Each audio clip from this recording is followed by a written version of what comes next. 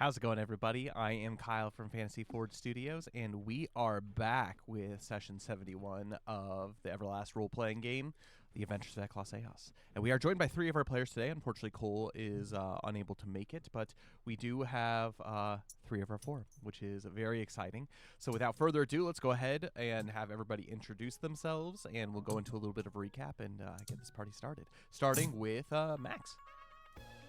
Hello, my name is Max. I play Zill, who is many things. Many things. But most of all, he's a tank. Which is funny, because I don't remember. I don't think I wrote it down. Let me check. So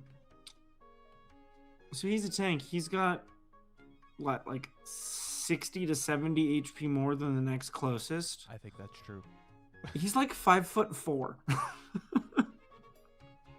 He is tiny. That's true. And like That's 160 so pounds. Like like 130 pounds. He's small. I think aside from Thordain, everyone's kind of short. Because Yuki's Yeah. 5'4". And Lafali is tiny. So I Yeah, was like 4 foot Belvin's- something. Belvin's in Yeah. that range too. Yeah. And then there's Thordain. But aren't Glyven typically are. small? They are. Yeah. They are. Anyway, so I think it's easy to forget how small he is because we just kind of never reference it. But yeah, That's why Zill's axes always look so big compared to him. true. It's an intimidation tactic. He is intentionally small because he can totally control his height. He's the party tank. He gets in the way. He gets hit a lot. As 2 sessions ago, he almost died, which was wild. Which raises the question of, I don't think any of us know how the death mechanic works. I can actually explain it to you guys really quickly. So once your HP hits 0, you basically go off of your Constitution modifier, and you go into Fortitude? Fortitude. And you go into your you start at like basically the middle number closest to saving, essentially. And so then you basically roll and reduce stacks of, and if you succeed, you reduce stacks of bleeding, and then if you fail, you increase stacks of bleeding, and if you get all the way up to your maximum like modifier value, you die.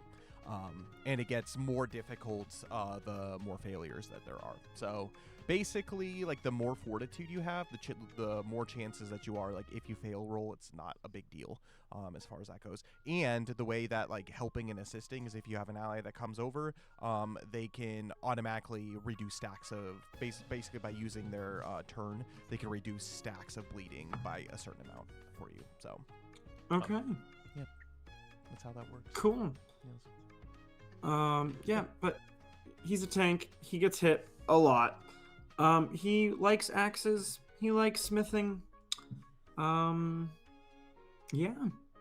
He's got a lot of random nicknames. He does. Best of which is the Teapot of Madness. That's my personal favorite. I like Waffle House. Waffle House is pretty good. But that's Zill. Still, I love it. And then we have Luxalia, so typically played by Cole. So Luxalia is a Glyven from the Silverwood. She is a shrine maiden of Amaterasu, and she is the healer / kind of like a mana wielder of the group. She attacks from afar, assists through healing, and can summon Kitsune spirits to also help in the aid of all of that. But she is also striving to be virtuous in basically her walk in life, and she is she's pretty cool. She's pretty pious, I guess. But she wants basically to convert the world. She's kind of on like a worldly pilgrimage to convert their hearts towards Alomnia, and so that's what she does. She relies on him and the trust in Alomnia for much of what guides her in life. So yeah, that's Luxalia. Our next character is Yuki. Hey guys, I'm Forged or Yuki here. For Everlast, yeah. So Yuki is a silver dragon from the far north reaches of Flamberge, which is a city way up north. Silver dragon, especially in this part of the world, are quite rare. She's got a set of wings, so she can fly, which is pretty useful. And she is the bard of the group. So, I mean, she's supporty enough because she's got some support skills just for her base bard class. But her current class that she is the physical DPS. So she is the blade dancer. So she uses 2 broadswords, a recently acquired Refinium one, as well as a legendary, well, I don't know if it's legendary, but like a wyvern cleaver. I think rarity wise, it's not necessarily legendary, but it's pretty sweet. But she pretty cool. Yeah, she hacks the competition with her 2 broadswords. She uses, again, blade dance techniques, which are pretty nice. And she deals a lot of damage. So she's pretty charismatic. She can talk when she needs to. And yeah, that's Yuki. I keep forgetting you have winnings that you still need to claim from Folden Rock. I know. And it's a lot. It's like 80 Everpiece or something, or Evercoin, or Everpiece. Something ridiculous. I gotta get it. We left. I was dragged out by Aldreg before I was able to collect. True, or who was it? It wasn't Aldreg, it was Nalathir. Oh yeah, Nalathir, that's right. Is he on this ship with us still? Yeah, he's still there. Oh man, this guy, he is put on the adventure of a lifetime. Yeah, he's there because you guys had great Yelp reviews. And he got experience. He got experience a like undead attack. He got experience. Well, no, he didn't get experience as Aeldune because he wasn't on the boat yet. At that point. Yeah, it's an all-inclusive. It's an all-inclusive vacation. He got to experience us being attacked by pirates multiple times. You got to see some dude pulled out of the water with their torso. You got to see a volcano explode and destroy an entire civilization. Yeah, it's good stuff. He also participated in Pirate Night for the. Yeah. Pirate Night. Those are the touristy things that we get the 5-star Yelp review on. The other things are just the theming. The theming is perfect, impeccable. Anything that I could have possibly wanted. The food and the theming is great, and you are bound to be on the adventure of a lifetime. And he's still paying you, so you guys are doing pretty good. But anyways, our next character is Belbin. Yes. Hi, guys. I'm Connor. I play Belbin. He's a Glyvin from the Roku Horn, which is kind of a rough place to be from. So he's kind of rough around the edges. All of his edges are a little rough. He's one of the DPS characters, so he likes getting all up in the fights. He likes punching people. He's kind of got a little bit of a temper. What else about Belbin? He bowled a 300 a while ago. That's a defining characteristic. Now he carries his bowling ball around with him everywhere he goes. And then the last thing we did before we ended the last session, he actually saved some people, which is pretty uncharacteristic of him. So don't think too much about it. But there's a new leaf turning, or and maybe not. I don't know. We'll see. Only time will tell. Well, and the nice thing, too, is you didn't just save them. You literally used, like, your once-per-adventure item in order to revive a guy. So yeah, which is wild. I can't believe I burned that on this bloke. But, yeah, we'll see. Alomnia sees what you're doing. Alomnia sees. And you're losing points of misery. So I guess that's rewarding. That's true, right? Overall, yeah. In the last few, for him, very last dozen sessions or so, Belbin's been on like this steady incline of getting out of misery. So it's pretty wild. That is a big change that's been happening. And especially for those who maybe aren't as familiar with the Everlast role-playing game, there's not really an alignment system. There kind of is. It's more of like a virtue vice system. And one way that you can actually lose your character is by falling too far into vice. So, it gets scary when you're down there. Like, you become kind of more chaotic, as Belbin's been known for, and that just naturally tends to happen when you fall into vice. But like, if you go too far there, you're riding a dangerous line. So you lose the graces of Alomnia to keep you out of vice. Then you're done for. Uh, Then Malvish can take over. Yeah, and he's just like, hey, whether that is some crazy extremes or whether it's just like we see evil Belbin in the future. He loses control of his character, and then we see just evil Belbin stalking the party. That would be an actually wild character plot, or like character arc. Like Belbin goes crazy, Malvish is taking him over, and you guys have to like kill him. Yep. Wow. Yep. Honestly, Wild. Belbin has been in Vice for so long. I forgot that like his bane for being in Vice wasn't just a character trait. Yeah, he's ever since he killed that guy way back when. He's back in Helix. You killed and Helix, stole the horse. and then they caught me. They got you, brought you back. Somehow you got your way out of prison. I guess it kind of pays to save an entire city, but You've also had some bad luck with rolls as far as That's Virtue and true. Vice stuff goes. That's so- true. That's true. Yeah. it's okay. We're seeing a redemption arc, maybe. We'll see. We'll see. We'll see. Only time will tell. Only time will tell in the dice. Yep. But hey, at least we're seeing a little bit of a turnover of a new leaf. But yeah, Belbin also does all kinds of punchy things as an Oblate too. So he's very offensive and very speedy. Except for, I guess, last battle. There was like a couple times last battle that like Belbin wasn't like #1 in the priority initiative. We were seeing him like down below, like low numbers, like somewhere like 8 or 9, like something crazy. It was pretty wild. Yeah, last session was either feast or famine. It was either I was rolling really well or I was just rolling horribly. And like when I was trying to save those people, the good rolls were coming, but just about the rest of the time, it was kind of a mixed bag. That's what happens. That's what happens. And then our last character is Thordane. He is kind of the DMPC. He is the guide of the party. He is the captain of Alumnia's Breath. He is 2-time WrestleMania champion from Pirate Knight. And he is the current holder of the Rum of Ages. He is also an elf of science. And he does everything that he can to research the lores, the histories, and the scientific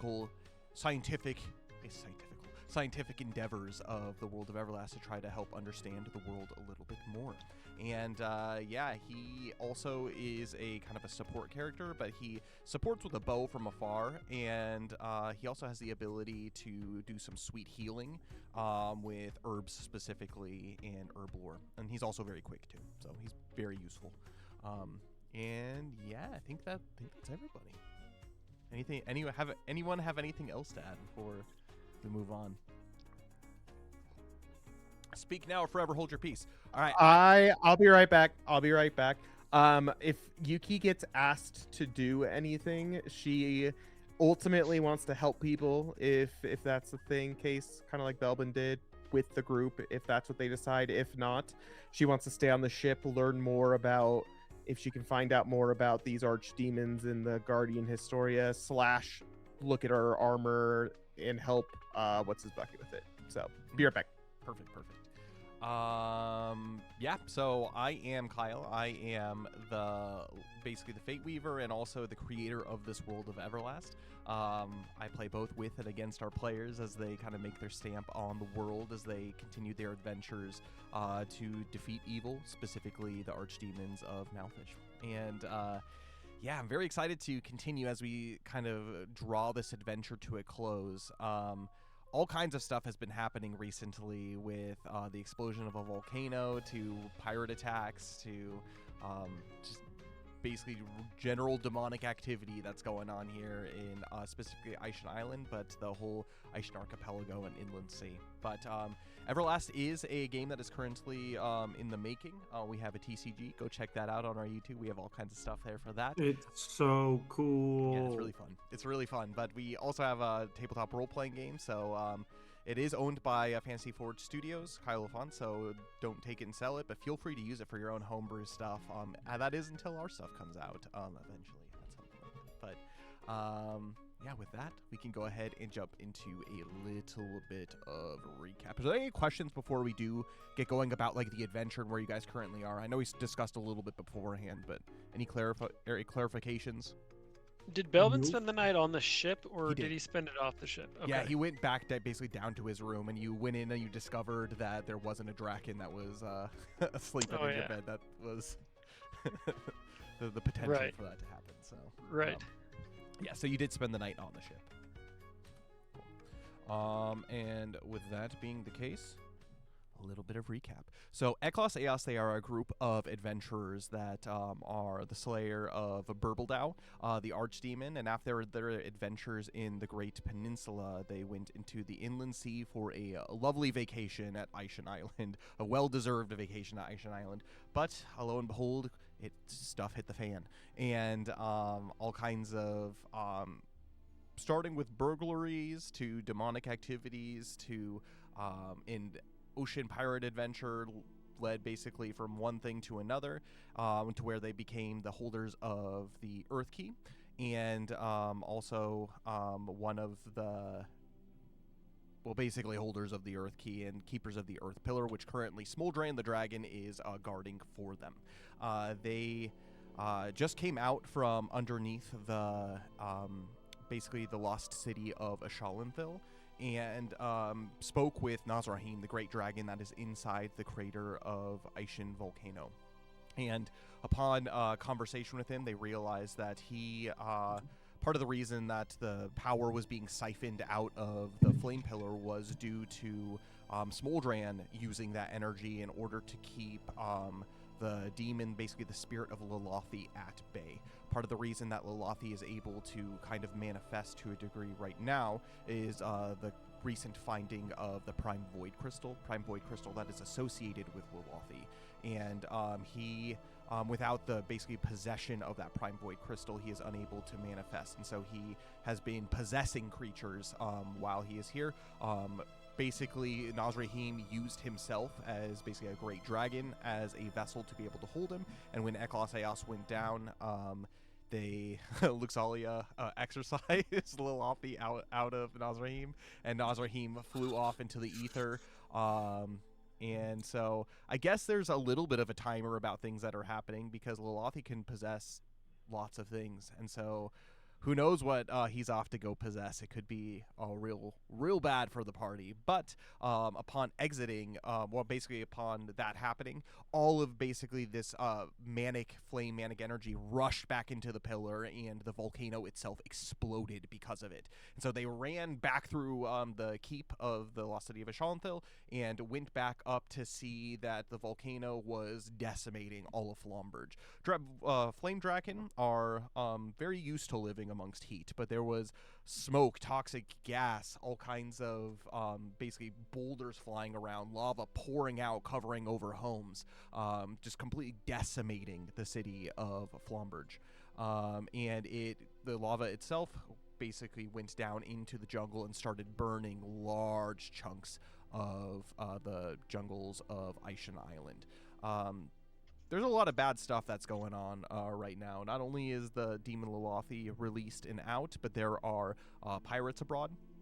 Jackman Nobbs had escaped from the Folden Rock prison and has created a pirate army in order to, basically with the wills of Emaneth, try to resurrect Leviathan, which is an ancient sea demon, basically using the vessel of Azael Doom, the large sea beast that Eclaas Eeas faced in much earlier previous episodes. They found out Takai Town, where they originally started their adventure, was razed, and there were a bunch of basically refugees that were living in the jungle just outside of Flamberge that Eclaas Eeas doesn't know what has happened to during the explosion and everything. And so there's lots of questions that need answers. There is clearly a pirate fleet that is either on its way or close to on its way, as they are currently in the process of trying to collect the Prime Void Crystal, which is at Flamberge. And there is very few allies to be able to help fight off a pirate horde. And so currently Eclaas Eeas is in the process of trying to contact anyone that can help him, whether that's the Dragon Smoldran, whether that's trying to access Port Grandium and send basically the Grandium Armada out to try to, led by Gunter and the Flortensia, to try to fight off the pirates. But currently they are isolated in a desolate city.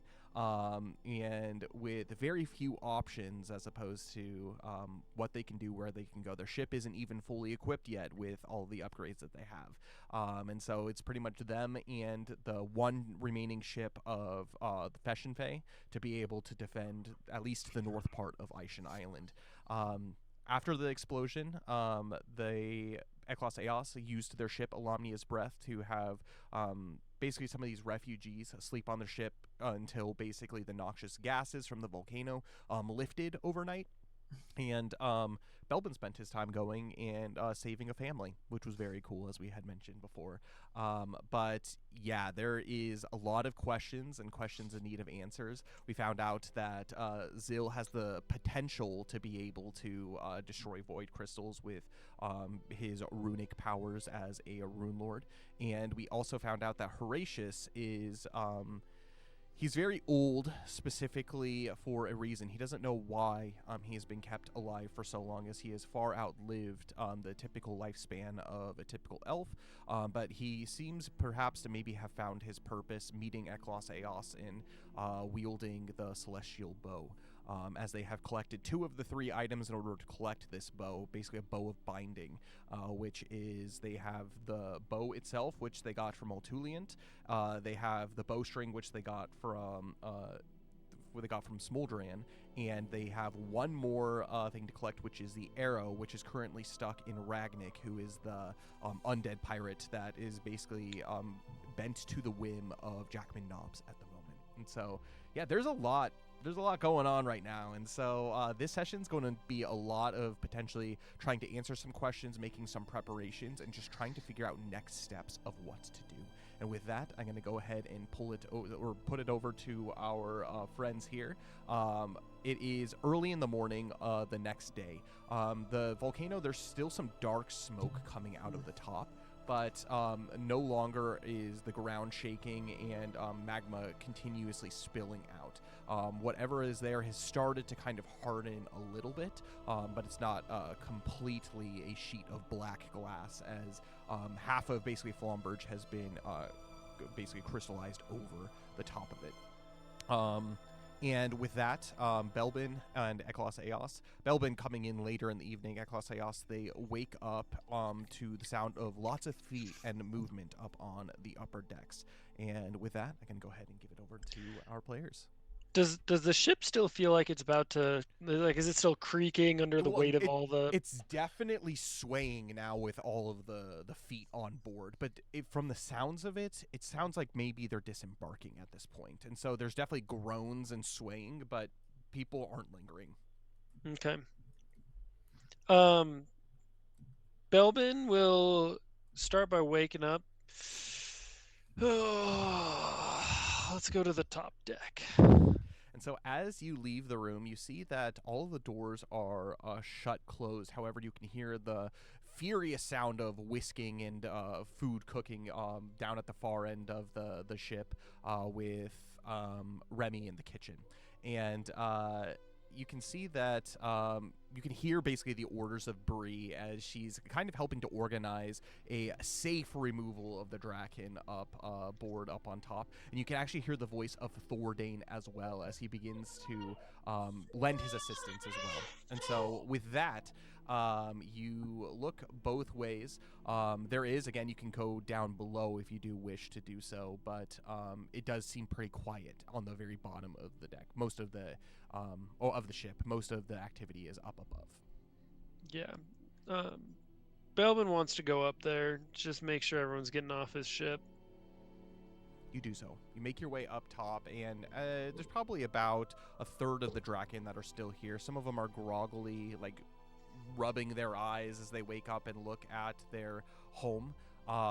It definitely feels hotter than it did before down here. There's kind of like this, like, basically like wafting of just like radiating heat that's coming down the mountain. Regardless of the fact that it's starting to become more towards a late autumn time at this point during your adventure. The cold waters seem less brisk, and you can see as you look over the deck, you see that King Farron and the Feshenfei elves have more or less done the same and have guided much of the Draken off. And there is a long line of Draken making their way up towards the city. Some of them have cloths over their mouths, apprehensive about the smoke. But as you can see, it's mostly going up in basically like a black pillar out of the volcano. It's no longer flushed out along basically the crater valley that is Flamberge. Okay. Do I see like Zil, Yuki, Luxalia, like Thoradane? I guess I heard him, but do I see them up here on the deck? You see Thoradane, but that's actually a good point. Zil, what are you doing at this moment? So it's probably about 8:30 a.m. in the morning. I'm meandering my way up onto the deck. And slowly over the course of the next 10 minutes, this tends to happen. But Belbin, you do see Thoradane up there first and foremost before Zil does arrive. Okay, and I'll go up to Thoradane, and I want to start talking to him. Thoradane, he pats you on the back and he says, "Oh, welcome back. I heard of the great deed you did last night. I was told all about it. Fortunately, we were able to stabilize those Draken that you saved." Oh, great. Are they still here? Did we kick them off already? Oh, Lyra has all three of them being treated down in kind of the clinic down on the second deck. They will survive their injuries, but I think it's going to take a while for them. She is currently in the process of trying to mend the shoulder. It is much more than a dislocation, as we feared. It is a break of the right shoulder. The left shoulder is dislocated, however. Yeah. I kind of folded him in half pretty good to hit him up the chimney. You know, that's very impressive. Those Draken are much larger than you, Belbin. I know, and these muscles, they may be a little old, but they ripple in the sunlight as you have this nice kind of like humid sweat coursing down your pec muscles. Don't let the gray hair fool you there, Thoradane. Oh, indeed. I completely understand.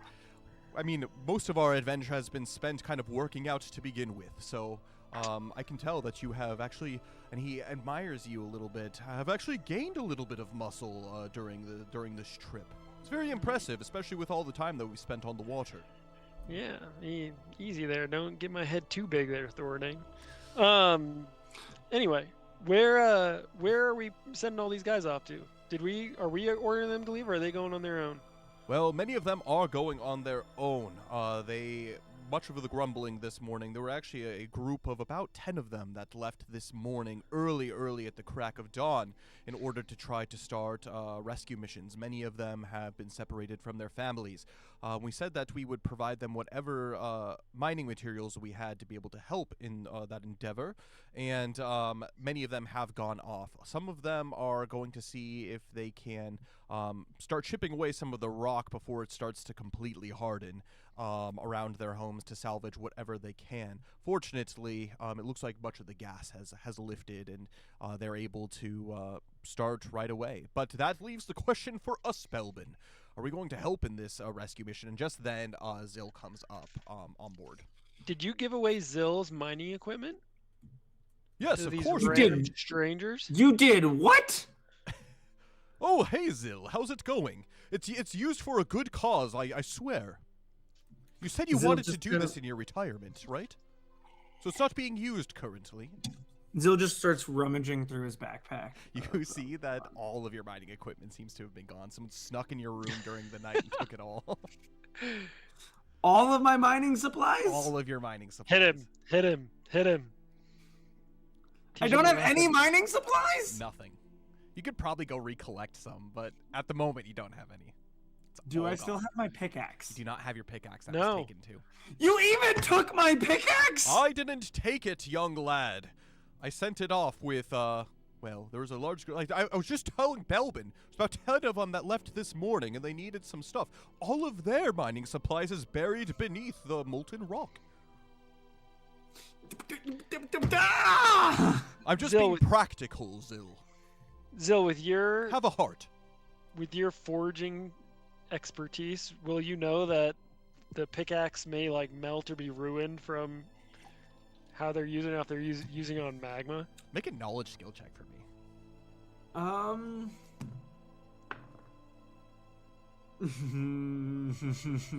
Probably not. That's a 4. From your experience, they'll probably be fine. I mean, they might be fine, but that's not the point. What is the point, my friend? As he goes ahead and he taps you on the back reassuringly. You took something out of my room. Well, I was in there. I did ask. I was like, Zil, can we borrow this? You rolled over, and I took that as a confirmation.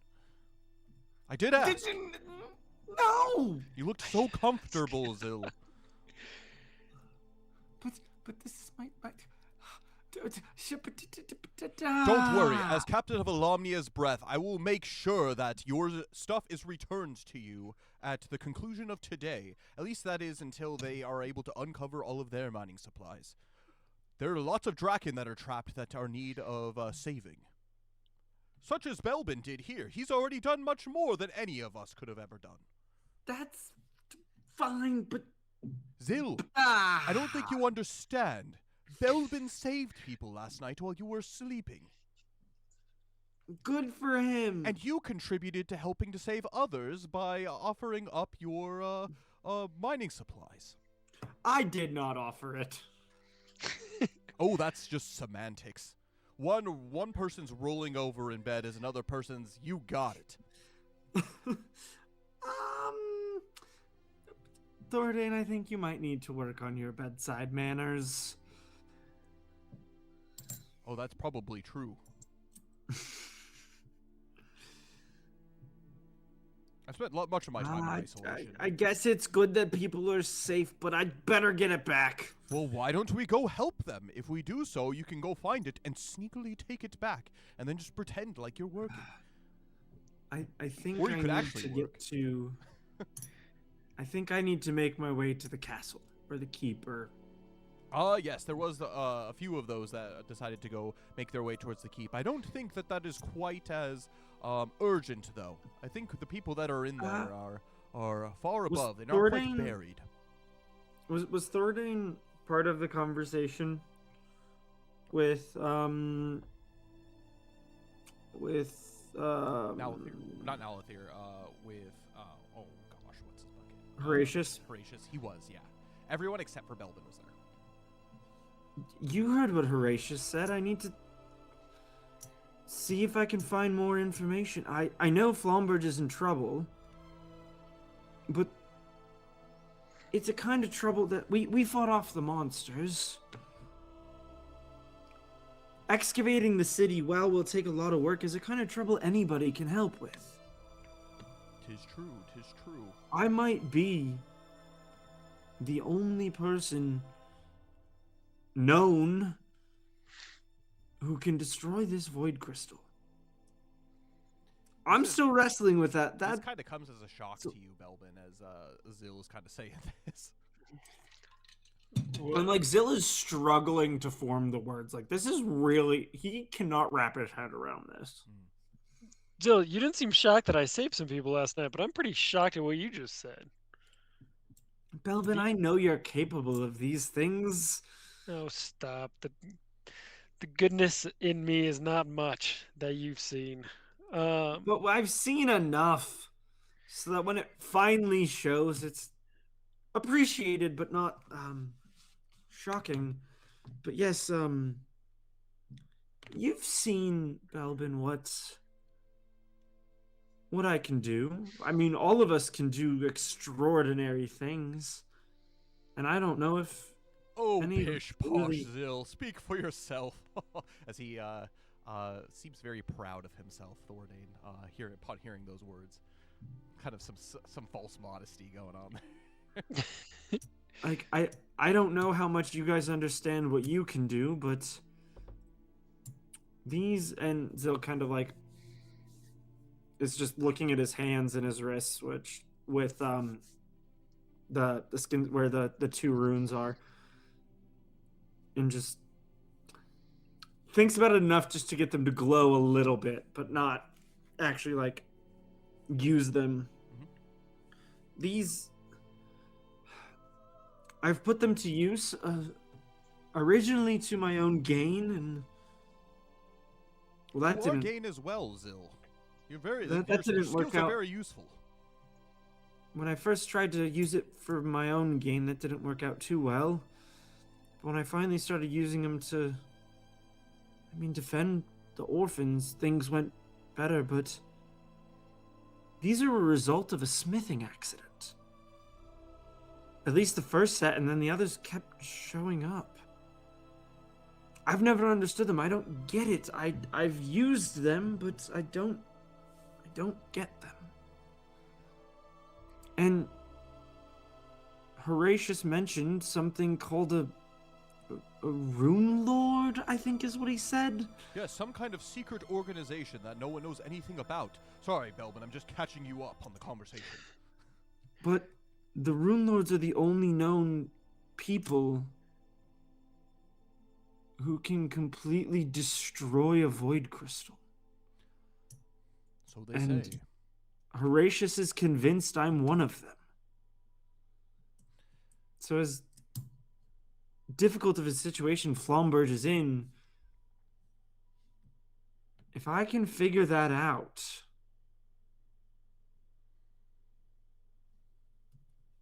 that will be so much more.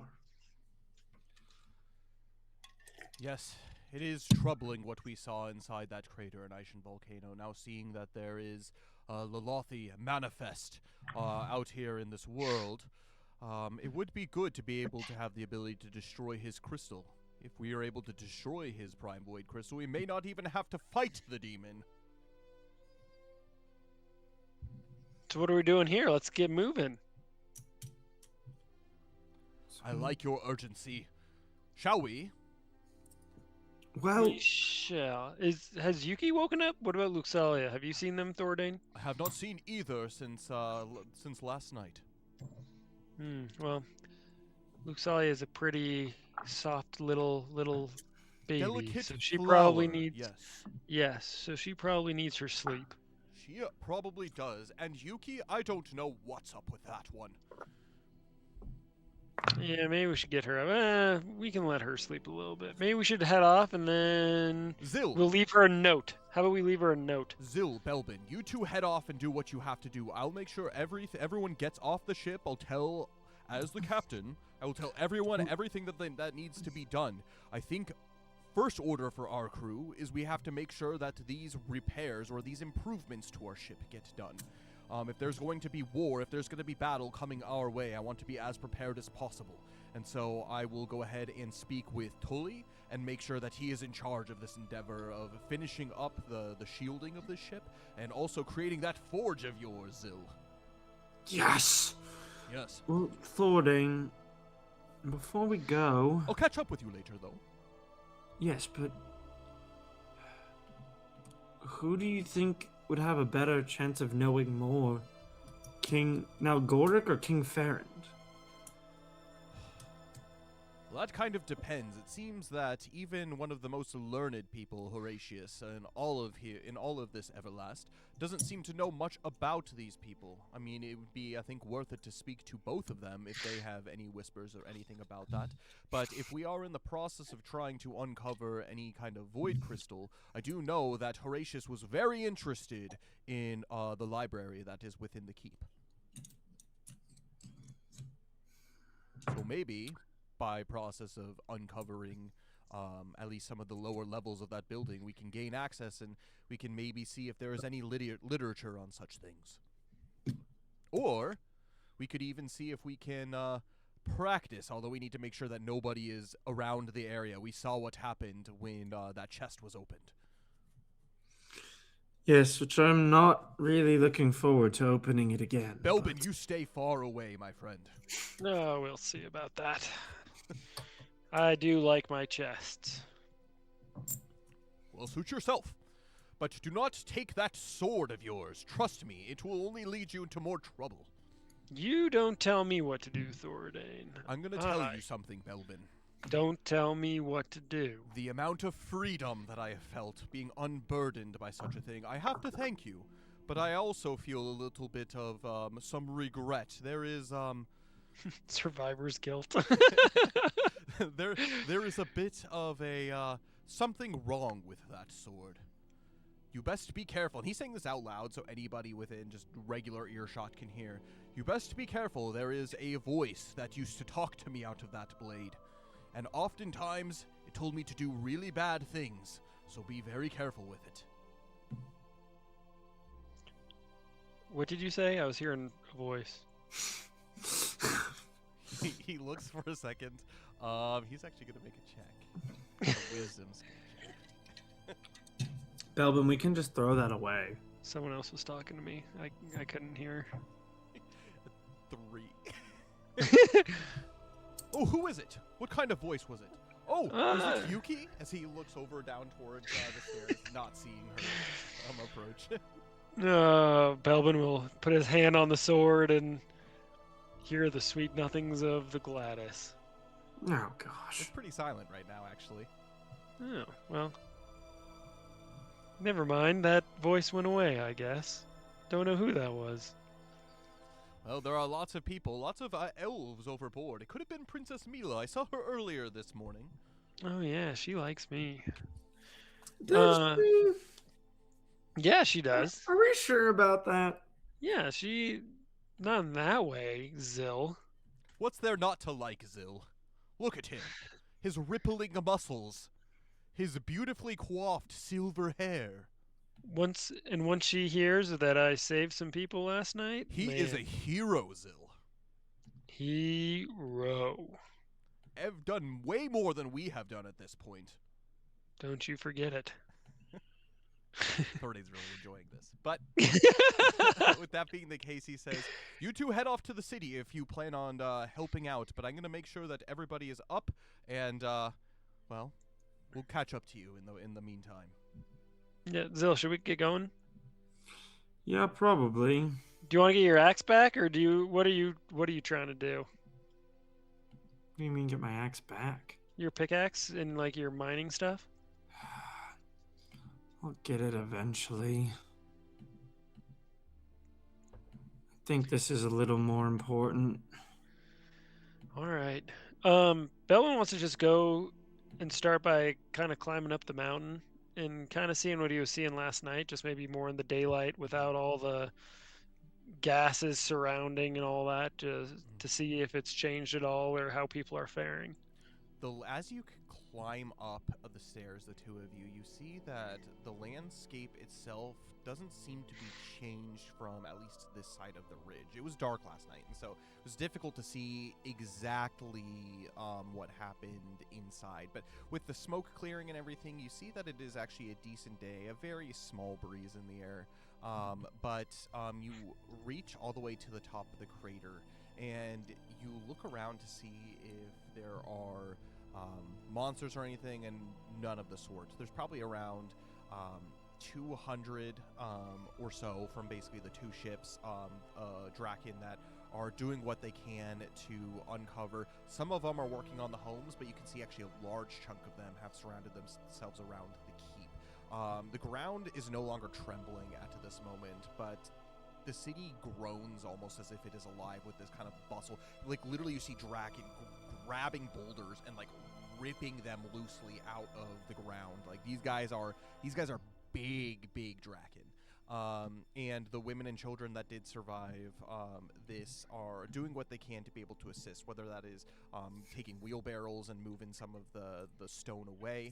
But you can see, like, as the Draken are digging into the earth, it is kind of hard on the outside, and so basically you see them basically like punching at the ground, and like bits of kind of almost like broken glass fall off, and with basically like their bare hands are able to kind of scoop out kind of this very soft, almost clay-like substance, and you can see that it's slightly glowing. This is actually very impressive, considering like this would probably melt people's hands off if they tried to do it. But they seem almost desperate to try to get to homes, but they're starting kind of from the upper layer. But the rivers of molten stone, they've pretty much cooled at this point. You know, like the rivers that you saw, you no longer see any sign of that. They have pretty much cooled into like a black glass.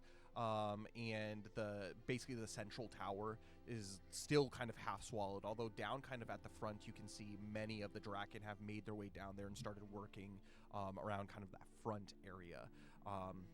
And yeah, somewhere beneath the stone there's most likely Draken that still breathe.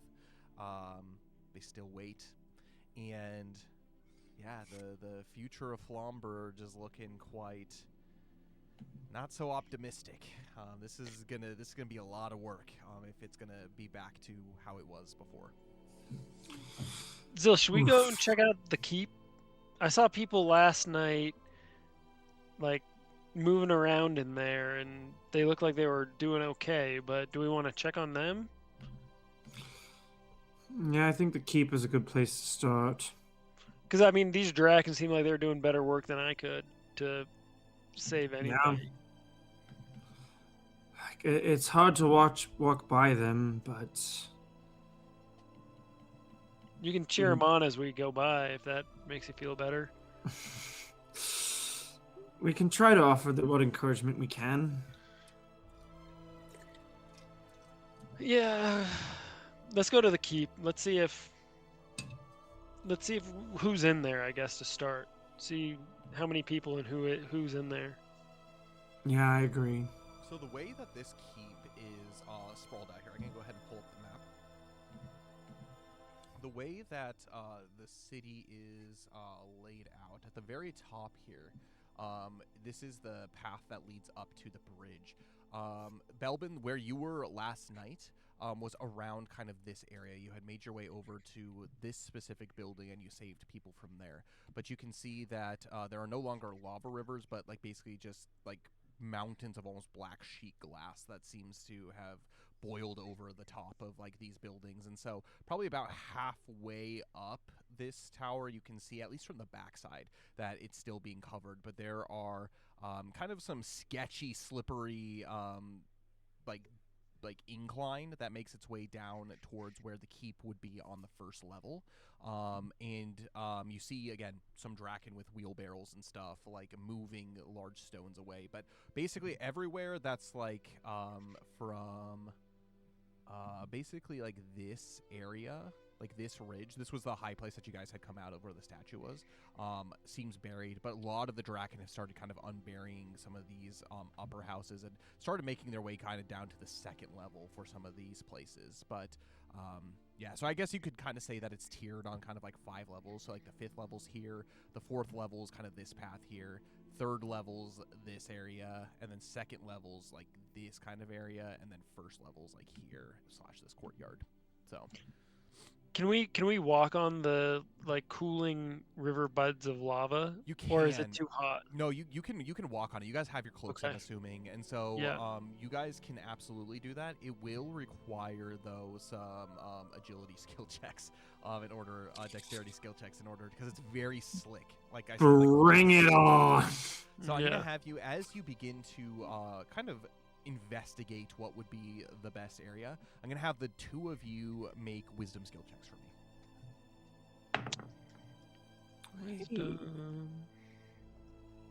I rolled something. 15. Also a 15. Ooh, Okay, look yeah. at that. As you look around, you see that much of the Draken that have made their way down, there is a small, like kind of detectable, like set of stairs that have been carved into the glass. It's very difficult to see because of the reflections from the sunlight. However, the 2 of you are able to find this, and it's basically, I would say, probably about 5 feet wide, and it kind of snakes its way down. With that, you don't have to make any checks as you make your way to the other side. Booyah.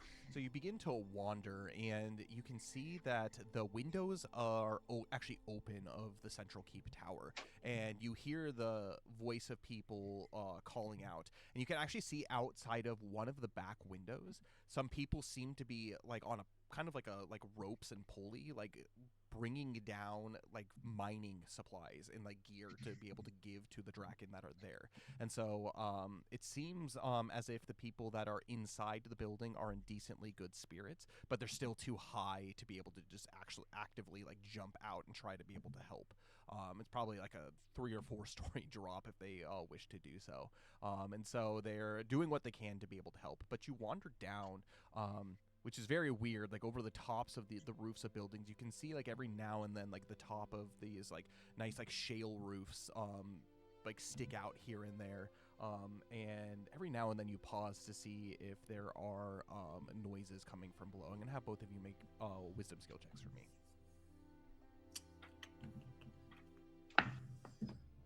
Oh boy. Ooh. 6.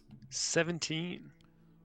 The two of you wander down, and it's difficult to tell if there's anybody that is screaming down below your feet or calling for help. Especially because when Belbin was there last night, it was completely silent when that was happening. But now with the sound of pickaxes at work, chunks of basically rock in like lava glass being chucked everywhere, it's difficult to tell. You can't hear anything down below you. So you continue to walk down towards this kind of front gate. Or not front gate, but the entrance to basically the palace here. Here, I'm going to go ahead and do this. As the two of you make your way over what was once a lava river, you can see the very top of what looks to be battlements. Battlements that go up about 2.5 stories. And you plant your feet firmly upon them. It seems that the majority of the battlements seems to have kept out a lot of the lava flow, to be honest. And so there is a little bit where you can see on this far right side, this tower seems to have collapsed a little bit. And so there's basically like this like slope that goes down. But it seemed like this courtyard generally doesn't seem to be all that buried. The battlements themselves seem to have kept much of the lava at bay. Wow. Looks like they good craftsmanship here. Well, and you guys, I don't know. The city seems to be a little worse for wear, but yeah, this held up nice. And Yeah. as you make your way onto the wall, you see, you look around in all directions, and it's pretty much like completely flat all the way until like the battlements that are here. But you can tell like the lava has poured over the top of the front wall and has gone down into the jungle. There are other like kind of lava streams where normally this lava river would be. This has spilled into the jungle, and like this as well has spilled down into the jungle. So like you can see kind of better than you were able to at night that much of it is a mixture between volcanic rock and just completely singed and burned trees. The area where the refugees were, which you would have been able to view from this position, seems to have been completely engulfed by lava flow, and so it's hidden underneath magma and rock. And you can see off in the distance, oh man, it's got to be miles off into the distance. You can see that there is still a bit of burning down south, almost as if kind of like this wildfire has begun to spread southward down towards Takai Town. But you look down into the courtyard and you see that there are many people that are there that are currently working on the front doors. As I had mentioned, there was this basically a tower that had kind of broken, and there was kind of the slope down. The lava seems to have piled a little bit of the way in front of the doorways. And so with that being the case, they're trying to chip it away in order to get into the keep. So the people in there are basically trapped.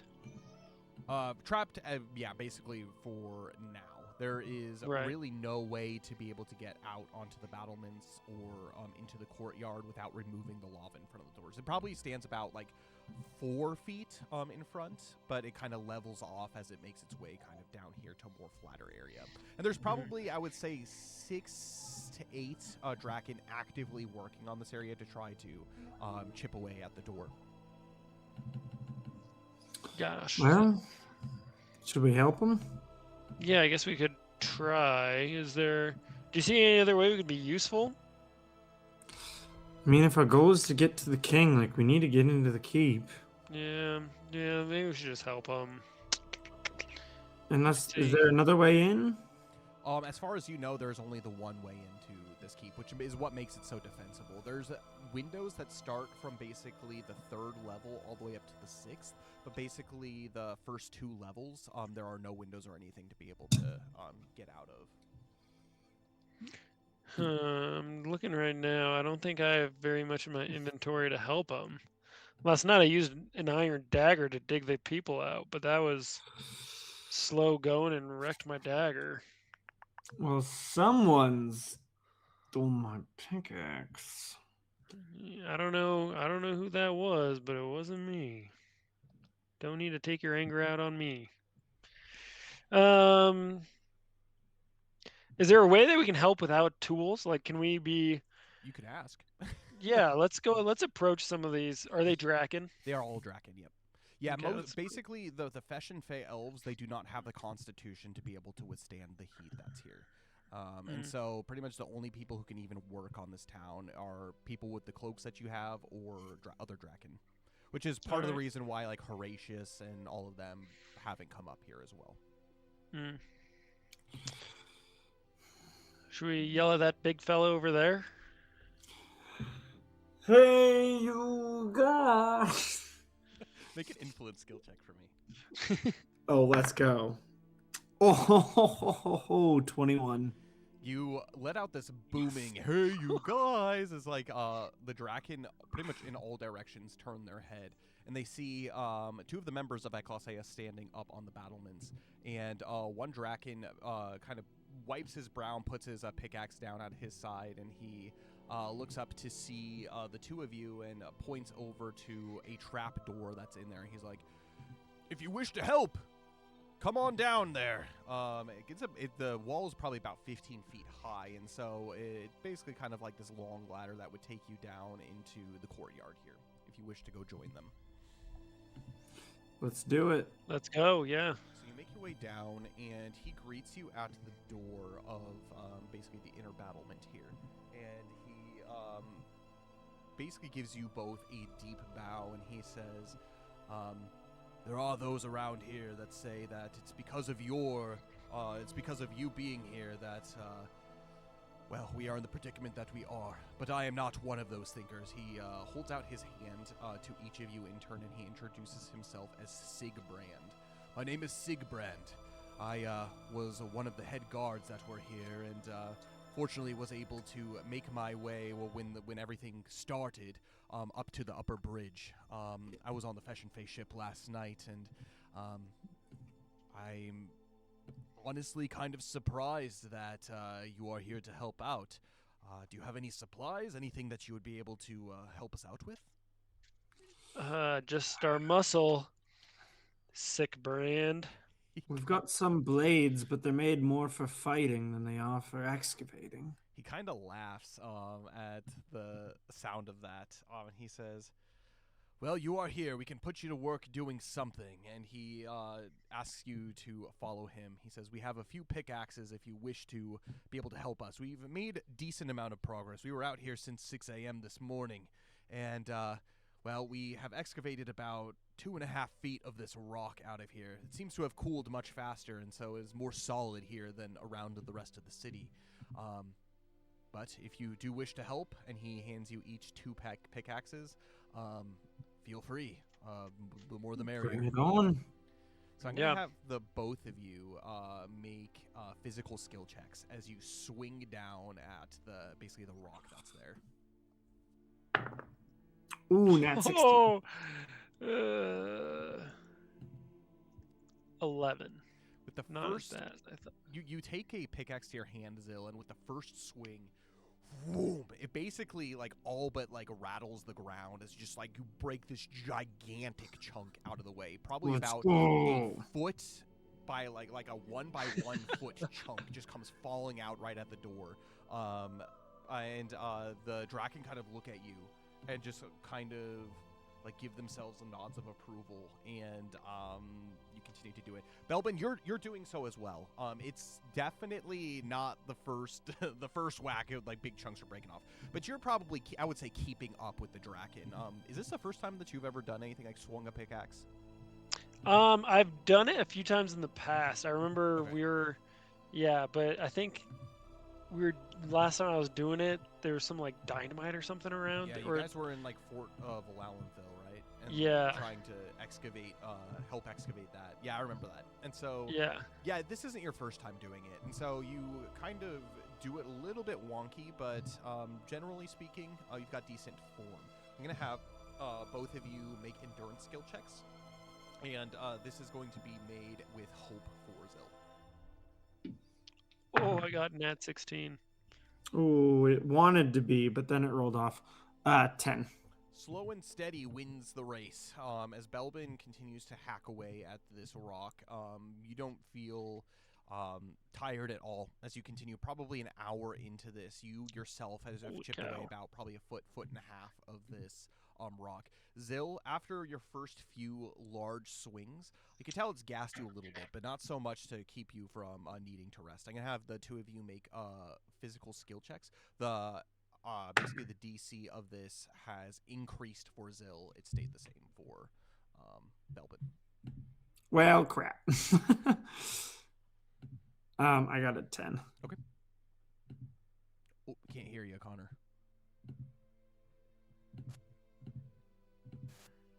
Sorry about that. My headphones unplugged and I had to replug them in.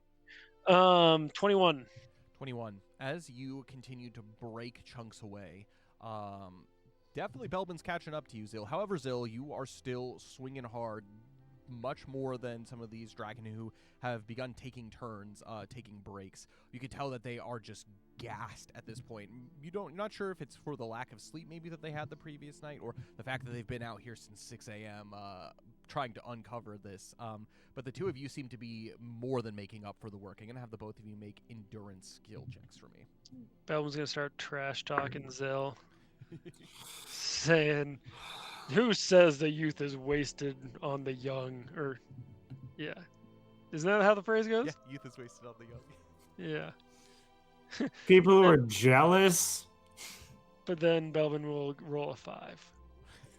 For endurance. And I'm going to roll a 12. As you begin talking smack, it's unnecessary, and it begins to start to drain you more. Your focus is breaking a little bit. Your next physical skill check is going to be made with despair, and the increase of you got an increase in the DC basically for that. Zil, you got a 12? Yeah, 12. You keep going again. Taking a little bit of kind of an extra care to not gas yourself. You ignore Zil, or you ignore Belbin as you continue to hack away. I'm gonna have you make one last physical skill check, both of you. 8. 19. Okay. And as you continue to hack away, Zil, you kind of back up and you finish your spot, the spot you are working on, before Belbin does. However, you are at this point gassed. You lean back as Belbin continues to work for probably about another 30 minutes, and then with one final crack, you actually break apart a large enough space between one of the doors that you are able to open it up from one side. With that being the case. And none of you gain any points of weariness doing this. Let's go. Great.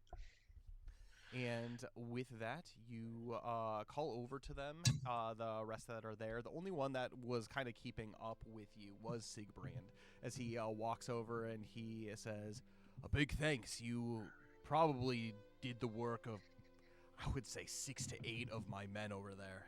And your endurance is incredible," as he sees Zil just huffing and puffing. Belbin looks pretty good, though. Zil's just looking at the pickaxe. This ain't my first rodeo. That's why they call us Eclaas Eeas. Is it? I don't think our mining ability has anything to do with that, Belvin. We do incredible things, Zil. Come on now. That is true. That the two of us have the strength of 6 to 8 of his men. Yeah. Or at least the efficiency, Sigbrand says. And he calls up to one of the tall windows and he says, "If anyone's up there, we have unbarricaded the keep. if someone will come down and take away the blockades, we will be able to come in and save you.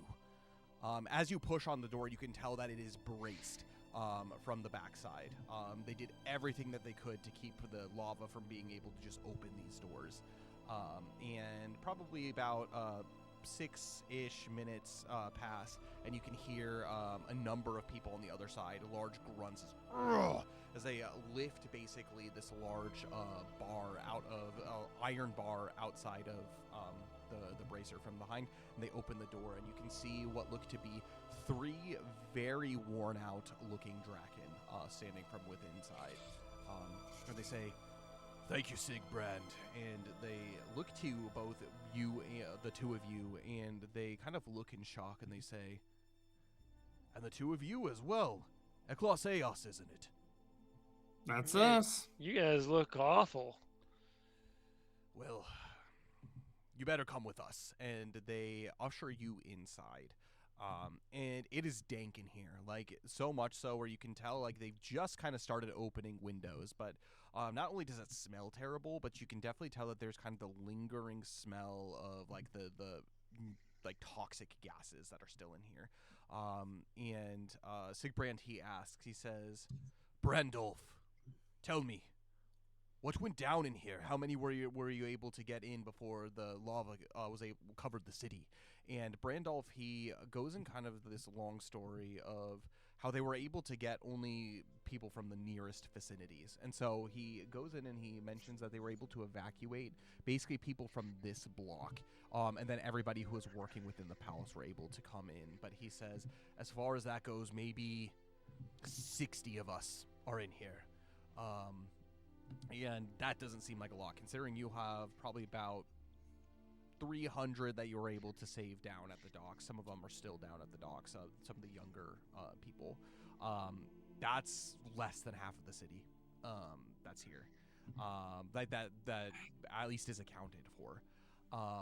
And there's kind of like a sallow look as Sigbrand, he mentions to Brandolf that we were only able to save about 300 down at the docks. Fortunately, the Fesh and Fey elves and Eclaas here allowed us to be able to stay on their ships overnight. It was a great service to us. But tell me, what went on down here? And Sigbrand, he continues to talk about how all evening there were these gases that were seeping through what seemed to be ventilation. And so they had spent most of their evening getting whatever cloth, whatever materials they could to plug up the ventilation that was in here. They turned off all of the heat from what they could do, including basically their starter fire from their Draken Forge, which is kind of a big deal to actually do. And you can see that everybody that you come across in here seems weak. Breathing in enough of the gases to where like their bodies seem just really unable to move. There's a few of the younger ones that you can tell these are the ones that have been dropping the mining supplies out the windows. But as these windows open, you can tell everybody's kind of started making their way open to up into the upper rooms as you begin to climb up and up and up. These are actually area of the keep that you guys haven't been to. The down underneath is where the forge is, and the libraries are kind of at the back around the first floor, and like the throne room is also on the first floor too. But as you make your way up into the keep, you see lavish decorated rooms emblazoned in gold trinkets and all kinds of tapestries and whatnot that are here, but many of them have been ripped off the walls and seemingly crammed into like slits in the wall where much of this air would be able to freely flow.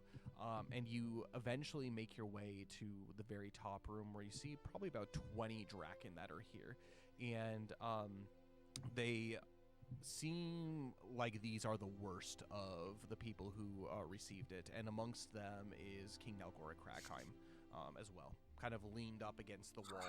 He seems like his eyes are kind of glazed over a little bit, but he is breathing. It is good to see you're okay, King. Yes, hey King. He looks Seen ya. You look pretty bad too. He looks, and there's kind of almost kind of like this whitening of his eyes, kind of what you would see with someone who's like losing their sight that has like bad cataracts or something. And he kind of like looks at you and he says, Belbin, Zil, is that you? As he like tries to get up, but you can tell he just does not have the strength to do so. I'll It's take us. out my water skin and try to give him some water. And as you do so, he very much with struggle lifts his arms and he grabs it and he takes a drink. And you can tell that it gives him a little bit of energy as he, at least his voice is less raspy as he continues and he says, How many of my people? And then that's all he's able to get out. Not Would- many. Hey, King, would this help? And I just hold out a simple healing herb. And he looks at it and he says, Unfortunately, we don't have any physical wound. And it sounds like a very sickly hack as he begins to cough up what looks to be blood. He says, It's not a physical wound, but we are poisoned. I don't know how much they told you, but we are Draken. We can live in very, very hot conditions, but we are not meant. As he leans back against the wall to breathe toxic fumes. And it's almost as if with every ounce of strength it took him to be able to get these words out. And he seems very distraught at the sound of Belbin's not much. Zil, why don't you ask him about the void crystal, and I'll go open up some windows. Yeah.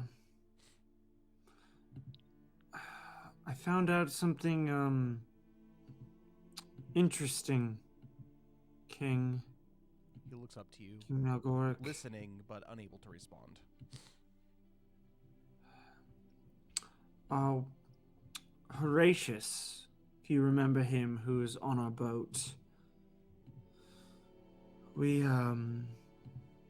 He shared some interesting information from his past. That he knows of a way to...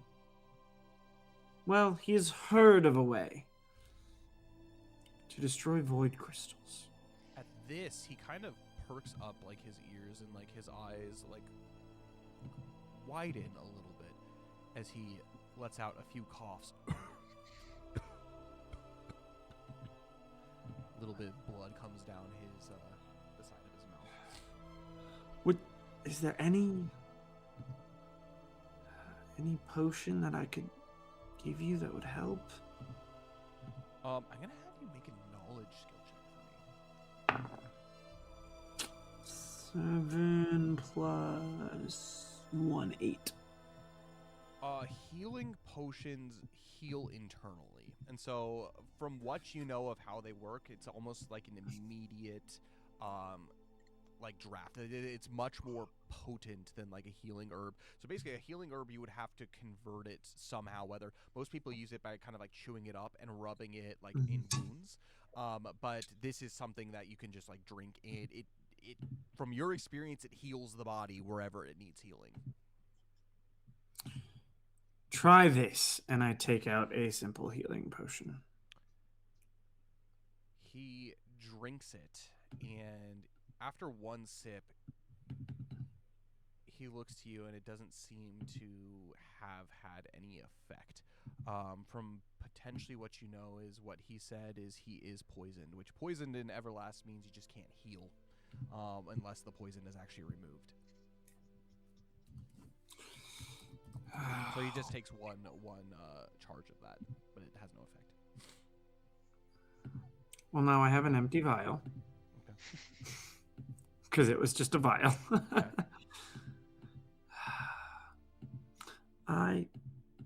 I can be like impervious. Not yet, but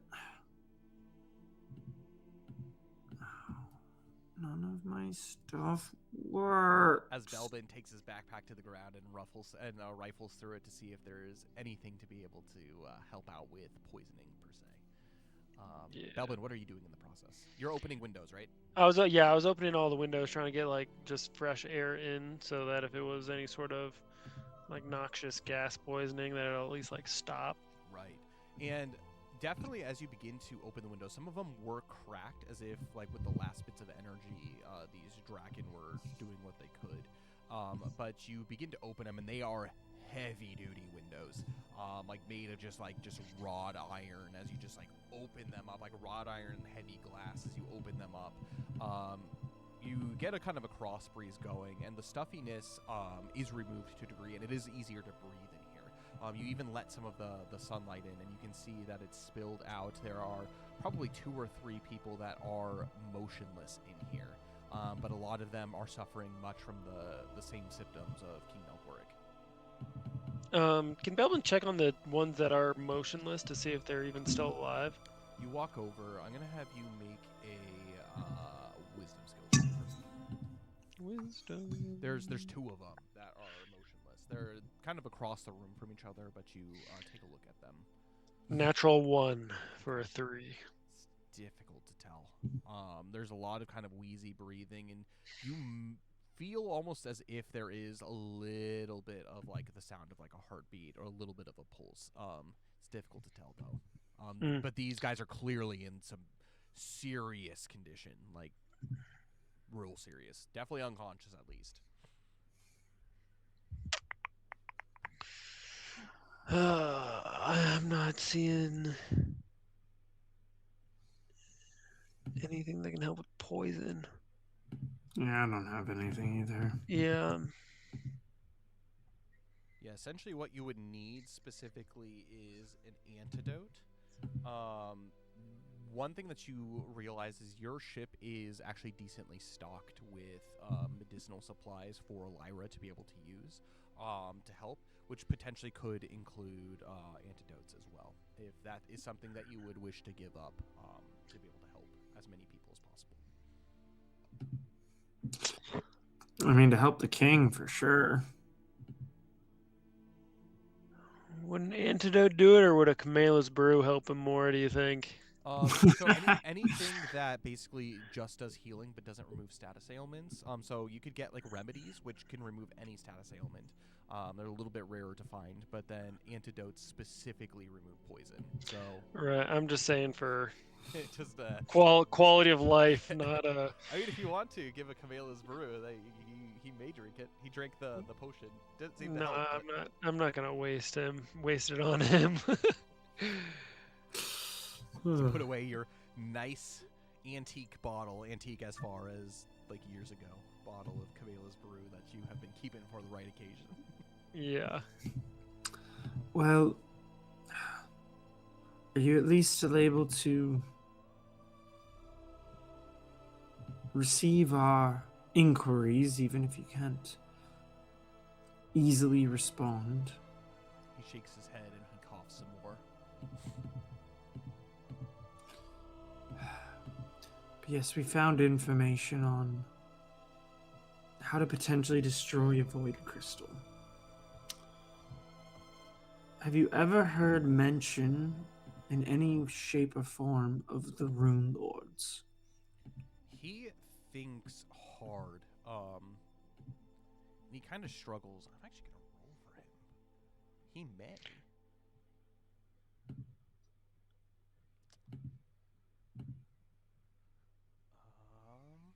That would be a knowledge, a skill check. Let me pull up his stat block to see his modifier. Okay.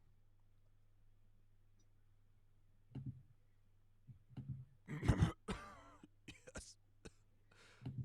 Mention. It's a legend that we've been told ever since we were young Dracolings. Well, I can assure you of one thing for sure. They are no legend. He kind of looks at you with a little bit of curiosity. Cough some more. My hands just start glowing. He looks over to Belbin to see how Belbin is responding to this. Belvin's was surprised this morning, but he's not showing any emotion now. He's deep in thought, thinking, should I go and run to back to the ship for some antidotes? Okay. He looks and he sees that you're not surprised by this at all, and his eyes kind of wander back to you, Zil, as he says, "A cat be, they say. It's mere folk tales, legend of ancient beings, holy beings sent from Landisframe." I don't know if I'd call myself holy, but here we are. I can't say I understand it. I don't know what it is. How sure of I you know. that you can destroy void crystals? Not at all. I just learned of this. He chuckles a little bit at the sound of this. Well, it's a closer than anything else we've got. What would you like to know? I know basically nothing right now. So I'll take anything. He fumbles around. His hands very shakily go down to his belt, and you can see that he's going through what look to be keys. And he pulls one key off the key ring, and he offers it up weakly to you. What is this to? In my private offices, at the back of the library. This will open the door to many of my artifacts that I have collected through the years. Many of such are passed on through lineage and generation, but many of them are tales from when I was a child. There is a bookcase at the left corner, at the far back, at the bottom. There's a Draken folk tales that we have. There is a story about the Rune Lords, but that is all that I know. I would tell you if I could. But you might as Other well than just the- read it for yourself as he continues to hold out this key. I take the key and I'm like, other than the damage I can do or prevent, this is more than I know. I'll take it. Can you read Draken? I actually can. Being trained in a smith, what's his name? Clark. Yes, Clark. Being trained as a smith, Clark thought it very important that I learn Draken as a young boy. Good. Now go. As he says, I must rest for a bit. Please rest. And he kind of just like slumps back, and he closes his eyes a little bit. And he uses his shallow breaths as he. Many of the Draken that are now starting to pile in, a few of them seem to come up, are at his kind of his weight and his service, and are trying to take care of people who are there. But they like put their hands on like the foreheads and just trying to figure out symptoms. But no one seems to know exactly what to do at this moment. Belbin, should you run to the ship and Yeah, Zil, you're welcome to come with if you want, but I think I'm gonna run back there. I'm gonna look into this book. Okay, you look at the book. I'll go get all the antidotes I can get my hands on. And I just look at the king and it's like, your city's been through a lot today. You've given me a direction. Rest. The city can't handle the loss of their king. Not And now. with that, the Draken that are there, they nod and they try to make him comfortable. They prop up some pillows and stuff, and his horns are kind of almost emitting kind of like a glow, like an ember-like glow, meaning that he is running hot. He's running hotter than most Draken would in their current situation. So definitely feverish, all of these guys up here. Oh, good. So with that, the two of you go your separate ways. We'll stick with Belbin first. As Belbin treks out of the front entrance, you can see that pretty much everybody that was working in this courtyard seemed to have stopped what they're doing and have either made their way inside or have made their way out and maybe to some of the other portions of the city to try to save them. You wander out back up the ladder onto the battlements, and you see that a decent amount of progress has been made probably over the course of the past 3 hours that you have been here in the city, and more and more Draken seem to are being pulled out. You can tell that they have made kind of up by the statue of Altulient, like a small little campsite where many of the people that have been rescued are being tended to, but you can see just off to the side too, there are many covered bodies as well from Draken that have perished due to the lack of oxygen or whatever the case. And so you make your way back up the steps, down the stairs to Alamia's breath. You can see that the crew is very much at work. So much of the supplies that are being used to create the improvements to the ship, those were already on the dock, and so they're using that. They're not having the Draken help with this, but Toli is doing what he can to be able to use the hands that he has to help fit the ship. But you walk on board, and Bree, she says, "Now where have you been?" Oh, I've been up in the city talking to the king, and he's been poisoned. She But looks shocked at first, like the sound of this, and she just says, "Yuki, Thordane, and Luxalia, they went off that direction. Do you know where they are? Have you seen them?" no, they haven't been around. But I can't talk to you for too long. I gotta go to talk to Lyra really quick, unless you want to walk with me. She thinks for a moment, and you just move off, and she thinks for a moment, and she kind of trails behind, and this is kind of like the most scattered you have ever actually seen her. I'm going to have you make an influence skill check for me, Belbin. Alrighty, influence. I'm not feeling very influential. Where are you? Are you ever? 7. No. You walk downstairs to the second level towards the back of the ship where the basically the healing area is, and you knock on the door, and as you're doing this, Bree, she says, "You said you found the king and he's poisoned. What happened? There can't be enemies still up there." And she's just like asking all kinds of questions as you're knocking. The door eventually does open, and Lyra comes in, and you can tell that she is basically taking care of the 3 Draken that are still there. 2 of them are still up. The father he seems to be fast asleep. Not unconscious, but fast asleep. And she says, "Okay, Belbin, what can I do you for?" Lyra, I need all of the antidotes you have. The king's been poisoned, and a lot of the people there with him. So I don't know how much time we have. How many people are we talking? As she runs over to her cabinets, and she says, "We're gonna probably need everything."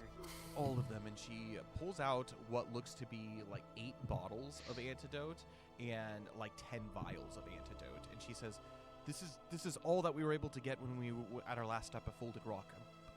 Hopefully, it's enough." So basically, you may have just enough for everybody that at least is like poisoned, but for sure you have enough for the people who are severely poisoned. Okay. I'll start just leaving the ship. I'll put them in my adventure pouch and start heading back towards the volcano. Bree, I don't think I really care if she's following me or not, or what she's saying. I'm probably not answering her. She follows you as you basically just like run back up the stairs and off the ship. She calls out. She says, "I'll make sure everything is ship shape here." And you hear Balthazar say, "Arr, that's my job, Bree." Again, flustered at this moment, she's goes back to her clipboard and tries to see what that she can do to be able to help around. But Belbin, you take basically this large bag of vials and jars, and you run down to the keep.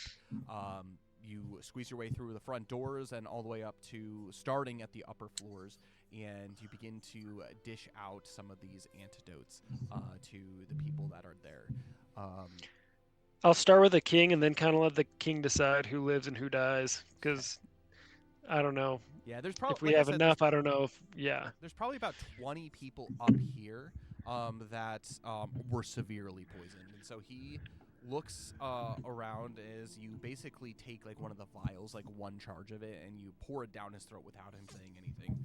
And the feeling that he feels is immediate kind of like searing heat. And then you could see that, like, well, at least he feels like this, like basically this spreading of, you know, kind of like that feeling. It's like you have like a leg that's asleep, and then all of a sudden the blood comes like rushing back into it. Kind of that feeling, but like all over his body. You can see that his eyes become less clouded, and you see that he gains a little bit of energy. The antidote is working. And he still is coughing a little bit. It's not like an immediate, I mean, it's an immediate cure, but like he's definitely like in points of like weariness for sure. And so he's pretty exhausted, but he says, "Help him to the rest of everyone," as they begin passing some of these antidotes around and start curing people.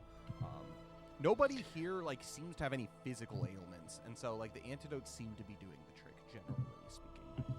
Belvin wants to put his hand on the Gladys again to see if she's saying anything to him. Make a faith survival check for me. Ooh, faith. Who knew that Belvin was feeling faithful? 19.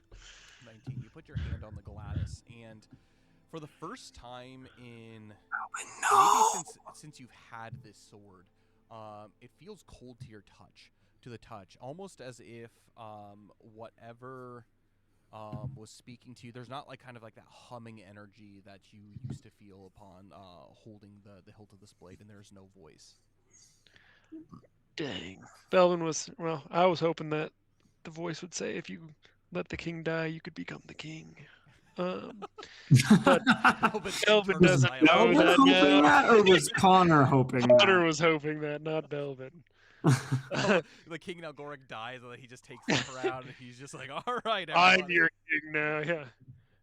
Oh, I love it. I am the captain now. And with that, we're going to take a very quick break, everybody. I have to go use the restroom. And so we'll be back here in about, we'll go at the 30 mark. So at around 9:30, we'll be back. Everybody go do what you have to do. Go use the restroom. But we will be back with Zill's part after this. We're finishing up Belbin, but then moving on to Zill. So without further ado, we will see you. If you guys will mute yourselves, I will pop back on, and you'll be able to hear me. And I'll tell you guys when we're ready to go. But for the meantime, enjoy a small little break.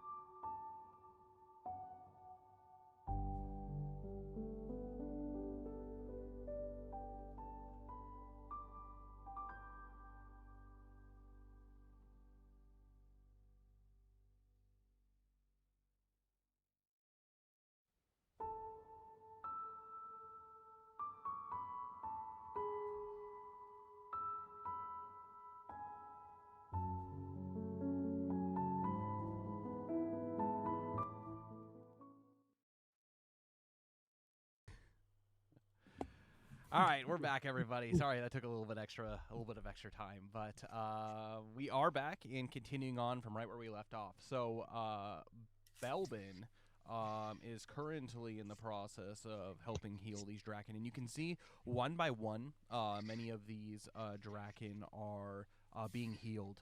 Some that were in maybe less condition than or less severe condition than King Nelgoric seem to even get the energy to be able to stand up. However, those that were laying flat on the ground, those who seem to have perished, indeed both were gone. They had succumbed to their wounds and their poisoning, but your axe saved many.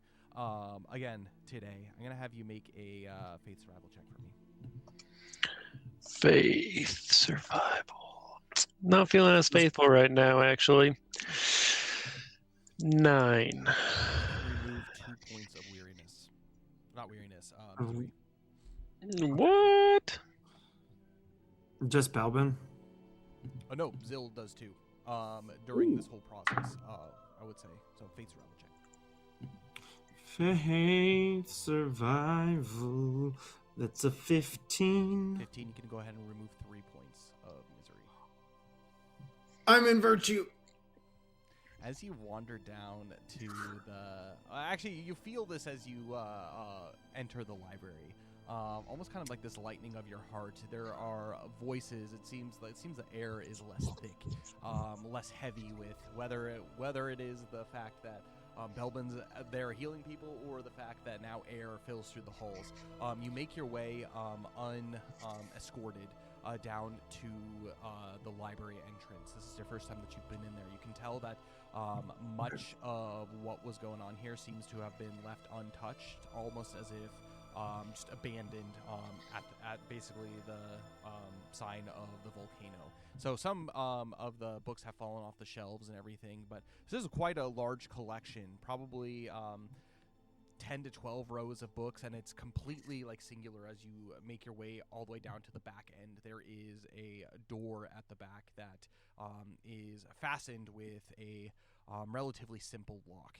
You hold up your key and you insert it into the door, and you open up a very dark room, pitch black room, which seems to reveal a small kind of reading nook, a large fireplace that is not lit, and a number of bookshelves, probably about 6 that line kind of this circular wall. In the back left corner, you can see that there is a collection of not as impressive looking texts. Most of them are like old texts and volumes. Some of them are like scrolls and whatnot, but this bookcase seems to be kind of like an amalgamation of different types of things, per Chan's children's stories. Okay. Quick question. Mhm. I just made it to virtue. What does that give me? So basically, while you're in virtue, whenever you make a skill check, in order, like a faith survival check to gain points of weariness, you can make it with hope. Nice. And do I start with 0 and you work start my with way 0 up? and work your way all the way up to your maximum value. Okay. So if I was at 2 misery and got 3 points, am I at 1 point of virtue? Correct. Yeah, 1 point. of virtue. Wonderful. Yeah. Just wonderful. Okay. I go up to the book, the children's book, and I open it.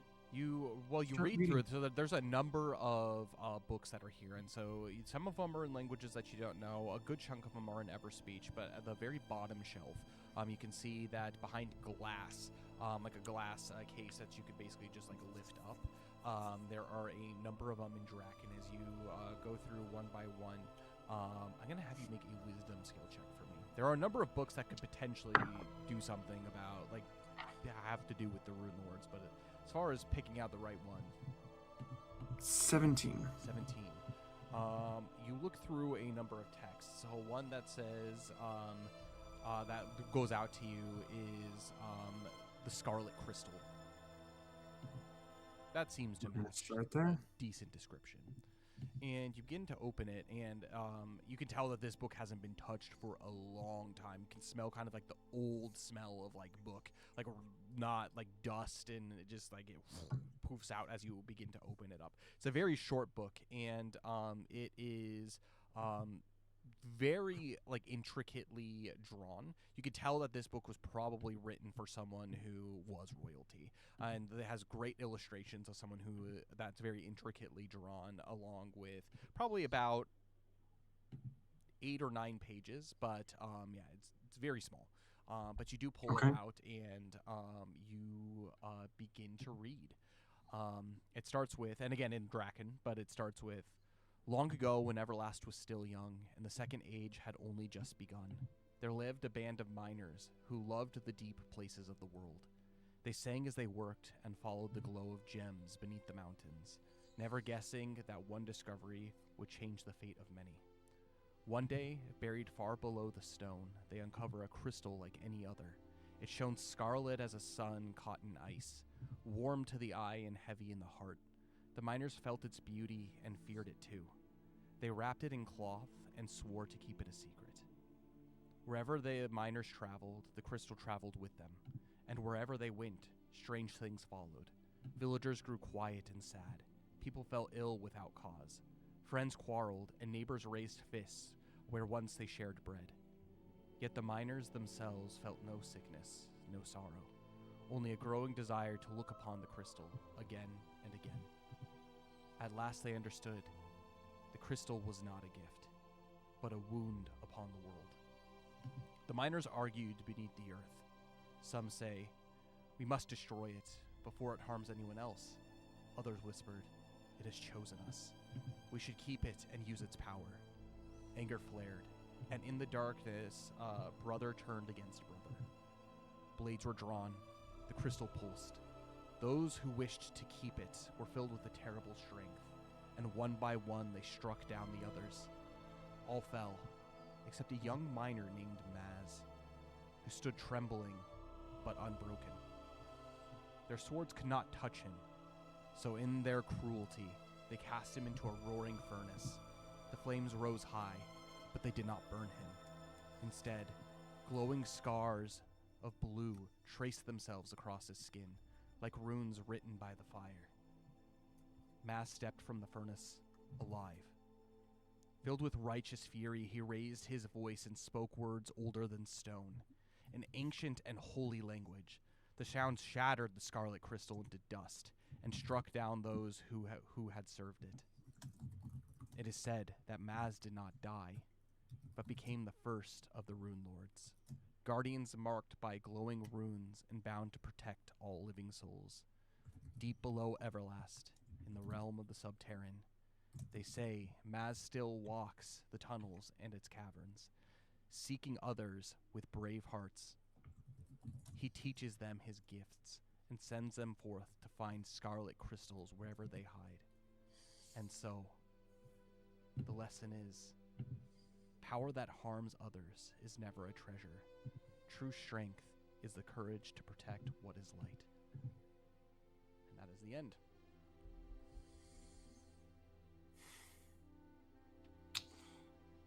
Okay.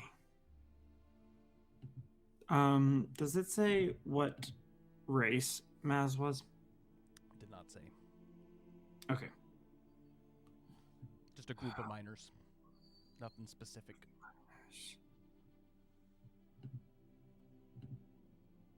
A group of miners.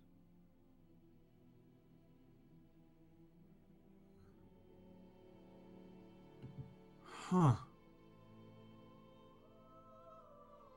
I think I might need to talk to Horatius about this. And as you sit alone in the quiet, dark room, you can sit basically just like huddled over a young child's story.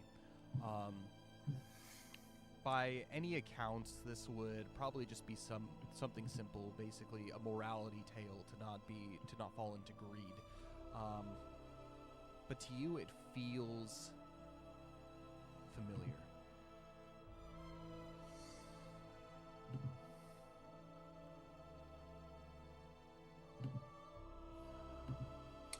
Is there anything I can pick out, like any subtext, any? Make a knowledge skill check for me.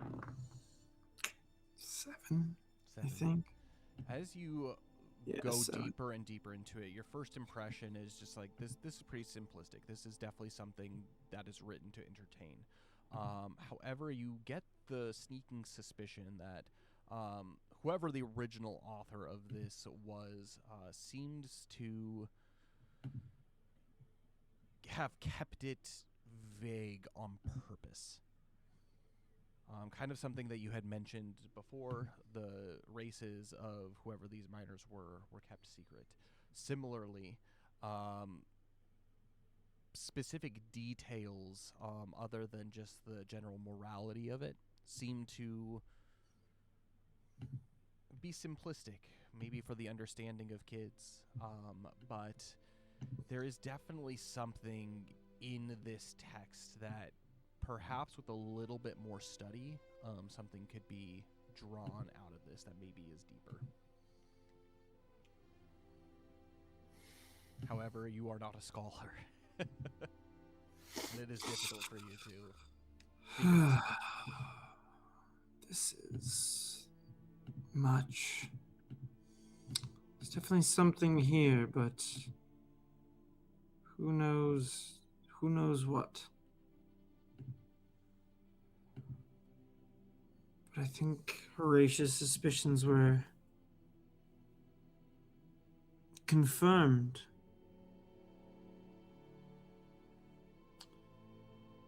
Even in the literary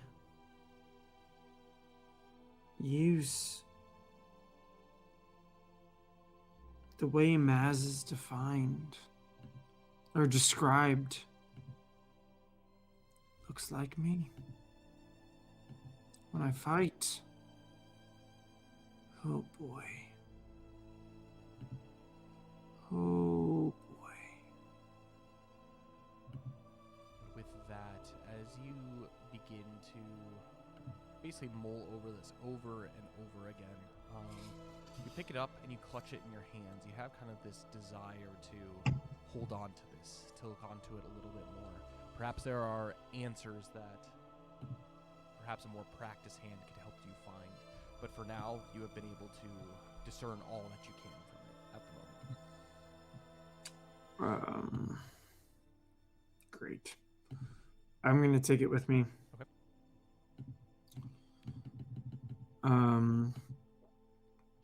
And find my way back to King Nalgoric and just ask, like, can I keep this? On the 5th floor, you actually end up running into Belbin as he's collecting up the empty bottles and vials. There are actually 2 bottles that are left undrinking, but in everything else of the antidotes are completely used in this case. You definitely had enough for probably about 6 more people, but everybody who seems to have been sick has healed to a degree. Or on the mend, that is. You can tell much of the healers are starting to do their work, and the dragon healers that are there seem to actually, their cures and their medications and whatnot actually seem to be given these draken strength. From this point on, their poison has been lifted. Thank you, Belbin, for running back to the ship. I found something, although I'm not exactly sure what. Okay, well, and I'll just say I'll give Lyra the vials back next time we see her. But yeah, Zil, what did you find? You'll think I'm crazy. I already do. Fair point. A children's story. Oh, are you into those? I mean, always. I did foster orphans before you met me. I've read many a children's story, let me tell you. Good. But this one is interesting. One you haven't heard before, huh? No. It's about a group of miners. And as he shows you the Miners, text, you what can't- kind of You can't read M-I- the Draken script written on it, as he just shows you the front cover of it. Miners or Minors? Eeas. Good. They attack rock. I was a miner just a little bit ago. Yeah, you were. And you did very well at it. Maybe we could go in business together someday, Belbin. Yeah, we can try to come up with some catchy name of Belbs and Belbs. This is mostly open.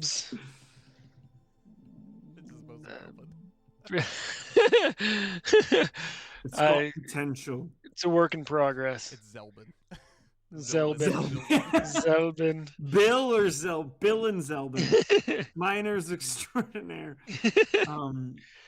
But yeah, it's a children's book about some miners who find what, based on our experience, sounds like a void crystal. And it corrupted those they encountered much quicker, but it even corrupted some of the miners. But there was one in particular that it didn't. A man named Maz. Not sure what race. I'm not even sure what era this is from. I am no scholar. Can we just assume he's a dwarf? But sure, why not? We can assume whatever we want. Hi-ho. But he was the loudest opposition to those who wanted to keep the crystal, and he wanted to destroy it. Again, I'm pretty sure this was a void crystal. And his friends, wanting to keep it, the corruption while slower, eventually getting to them, they threw him into the fire. But instead of dying, he came out glowing like I do. And he destroyed the crystal. It didn't say how, and that's the big question I have. Clearly I have the ability, but I don't know what it would take. Just like those mana crystals in the volcano. Luxalia had the ability, but she had to find the way to use it. How do I use this? That's what I don't know yet. But clearly, my forefather, however I fit into this mess, did it. He destroyed that crystal. Would you like me to throw you into a furnace? No. Not yet. Very much not like that. As Zill just thinks back to the lava and his turkey legs. Yes, there's a little bit of PTSD going on I here. guess we already tried that, didn't we? We Forgot did. about that. We did, and it didn't awaken anything new that I can tell. Yeah, that was a bummer. Yeah, real bummer. That's what the bummer was, not my burnt legs. Thank you for reminding me. Should we not be trying to mine up this crystal then? I know this is kind of an adjacent topic. I know you're wondering how you break it up, but I'm wondering if we just shouldn't be going after this thing right now. Well, from what I understand thus far, my abilities are what will destroy the crystal ultimately. It sounds like nothing else will do. So and I guess everyone else is going after this crystal anyway. And do you remember what happened when we opened it last time? Yeah. It had very aggressive effects. We know where it is. We know how to get it.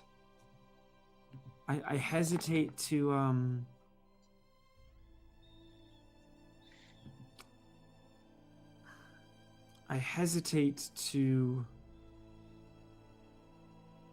really pursue that until I've got at least at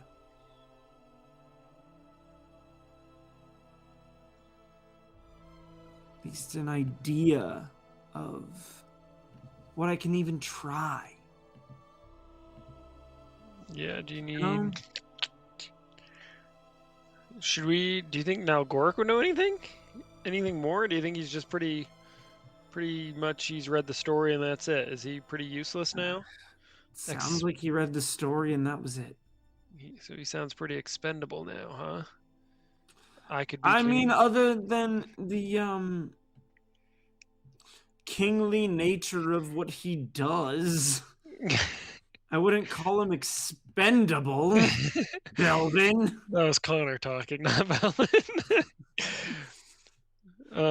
You're talking. Yeah. I want to be king. I would not call him expendable, no. You're right. I'm not sure he's expendable yet either, but I'm also not sure he's not. Of course you're not. Yeah, I'm kind of hitting a blank, right? Maybe if you don't want to be thrown into a furnace, and we don't think now Gorik knows anything else. Do you need like a training montage? The other option is just go dig it up and try. That'd be a pretty wild story to tell Luxalia and Yuki and Thoradane when we go back to the ship, if we like dug it up and we just broke the crystal by ourselves. Yeah, no kidding. Maybe we should try that. That sounds pretty epic. Maybe. You know what they say, trial by fire, and I don't know what I don't know a more appropriate place to do a trial by fire than in the volcano. You make a very good point, Belbin. Every now and again, that make the little monkeys that are all like typing in Belbin's head make sense. So, have they produced Shakespeare yet? They don't even know. What do you think, Zell? Should we go on the quest to destroy this thing? Just you and me and you, both of us together? I think we have to try. So the last the two of you knew about what happened to this void crystal is before making your descent into the lost city of Ashalinville, the King Nalgora Karakheim, you guys had spoken that he would take it deep beneath the keep, into the safest place that it possibly could be. Based off of... Well, I'm going to have the two of you make wisdom skill checks for me. Yeah. Trying to make it harder. Ooh, nat 16. Oh, I rolled a 7. Okay. Well, based off of what you had seen here, it seems that the walls seem to have been not necessarily breached by this lava, meaning if it is buried down beneath, which would mean deeper than the forge level of this keep, chances are it's actually not uncovered. It's probably just somewhere stored safely down deep below the keep. So you probably wouldn't have to go digging. I wonder if we first should go to a holy man. Do you know one of them? No, but I'm sure the king does. There's got to be someone in this city. You hear the voice of Luxalia in your head. I am not a man! I don't want Luxalia either. I may have chest hair, but I am not a man! I don't know if you remember what it felt like when that box was opened. Apparently, I've got some natural defense against it, and it even did a toll on me. Yeah. So if we could, I'll take any help I can get before we attempt this. Do you think the truly, holy I man am flying blind? Do you think the holy man might have been buried underneath all the lava, though? Do you think he's in the keep? Do you think he's at the ship? I He's don't know. dead? We can check with the king first. Yeah, that's it. And how many people are in this city? There's like 300 other ships and like 60 here, but like total before the eruption. Yeah, How so big of a city basically was about 30% survived, at least as far as who have not been saved. Maybe about half now with the amount that have been saved. So it pretty much wiped out about half the city, as far as you know. it? Wow. So That's brutal. Flip of a coin. Let's go talk to the king. Let's go talk to the king. you make your way back up the stairs to the top floor, and King Nalgoric at this point is helping with some of the healing of some of the sicker individuals. And he looks up to you, and he spots the book underneath your arm, Zill, and he says, "Good, you found it," as he holds out his hand waiting for the key to be returned. I give him the key. I've got several questions. The first of which is, can I keep this? He looks at you, and he sees the determination in your eyes. I'm going to have to make an influence skill check. Influence. Ooh, dirty 16. He kind of like smiles and he says, "Whatever for, wouldn't that just weigh you down?" As he fastens the key back to his key loop. I don't think so. I think... While it is not straightforward, I think there is more for me to grasp from this. This is my heritage. I don't understand what that means. But this Maz fellow, he was the first like me. He shakes his head and with some understanding, and he says, "Keep it as long as you like. Clearly it was just gathering dust in my bookcase anyways." Excellent. What is the name of the book? It is the Scarlet Gem. Or Hey, the Scarlet King. Crystal. Scarlet Crystal. King Nalgoric, do you know anything about this Maz fellow? Maz. Oh, the protagonist in the book. Yeah, the legend. Is there any other legends about him? Well, he offers his hand out to take a look at the book, and do you pass the book over real quick? I do.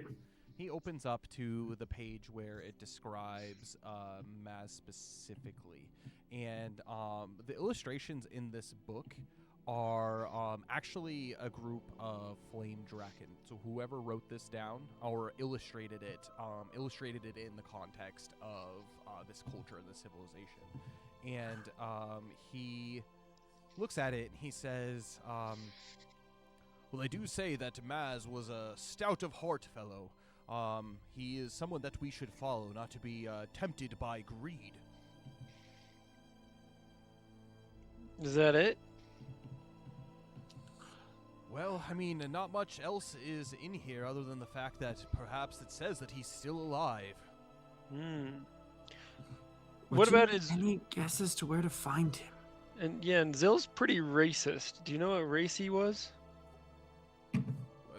I was always. What do under the you impression mean that I'm they were drafted. racist? You're really into this guy's race. You've brought it up multiple times. Yeah, because I want to find him. I don't know how to find him if I don't know what I'm looking for. So a person's race is all you see? If I'm trying to identify someone, yes. Racist Zill. Add that to your nicknames. No. Belbin, no. Anyway, you don't need to listen to us bicker like little schoolgirls. He sees that the two of you are actually in decently high spirits, and that gives him a kind of a soft smile on his face, and he says, "Well, as far as where to find him, the text does tell us exactly that." And he goes, and it says, with this line that says, deep below Everlast in the realm of the subterrane, Maz still walks tunnels and caverns, seeking others with brave hearts. So I don't think you will find him if this fellow is real.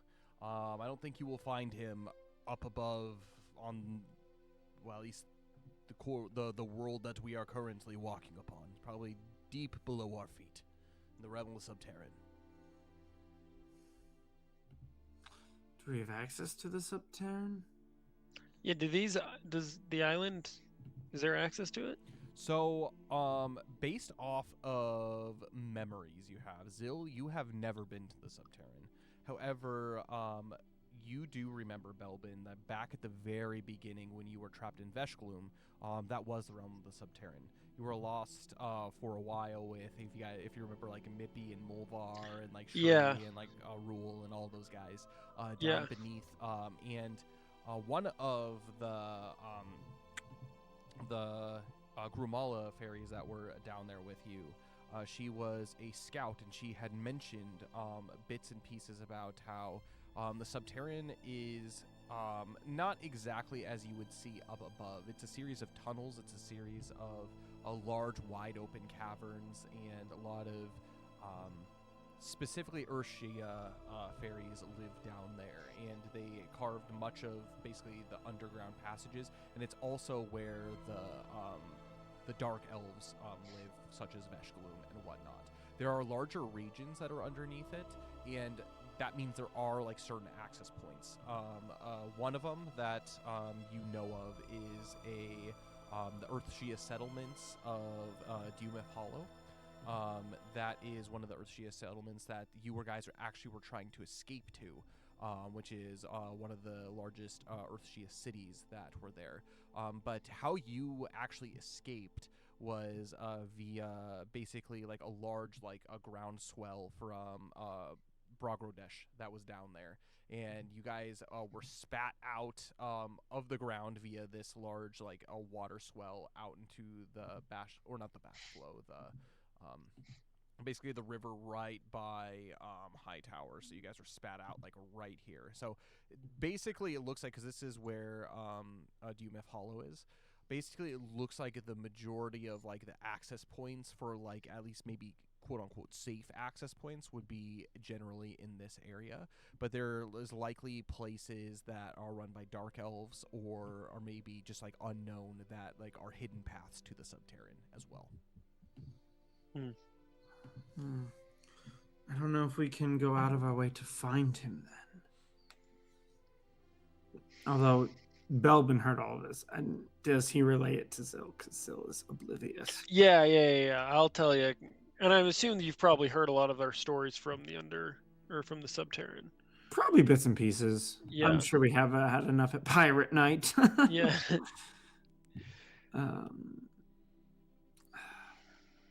I don't know if it makes sense to try to find him. Or just...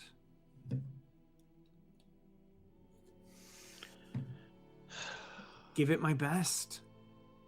King Nalgoric, he interrupts and he says, "At first, I would give it a couple days ago, I would have thought that you were crazy going after some kind of legendary creature, but clearly we are in the possession of this scarlet crystal, a void crystal, and we have firsthand realized the effects of what void crystals can have on people.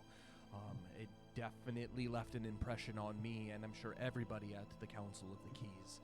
And so it just seems that too many things seem to be adding up. And so if this book is not purely fictional, there is this individual named Maz wandering around the Subterran. It may be worth a shot at some point to try to seek it out, especially if he is the key to helping you unlock the power to destroy what we do keep." But finding him is a shot in the dark. Indeed. So do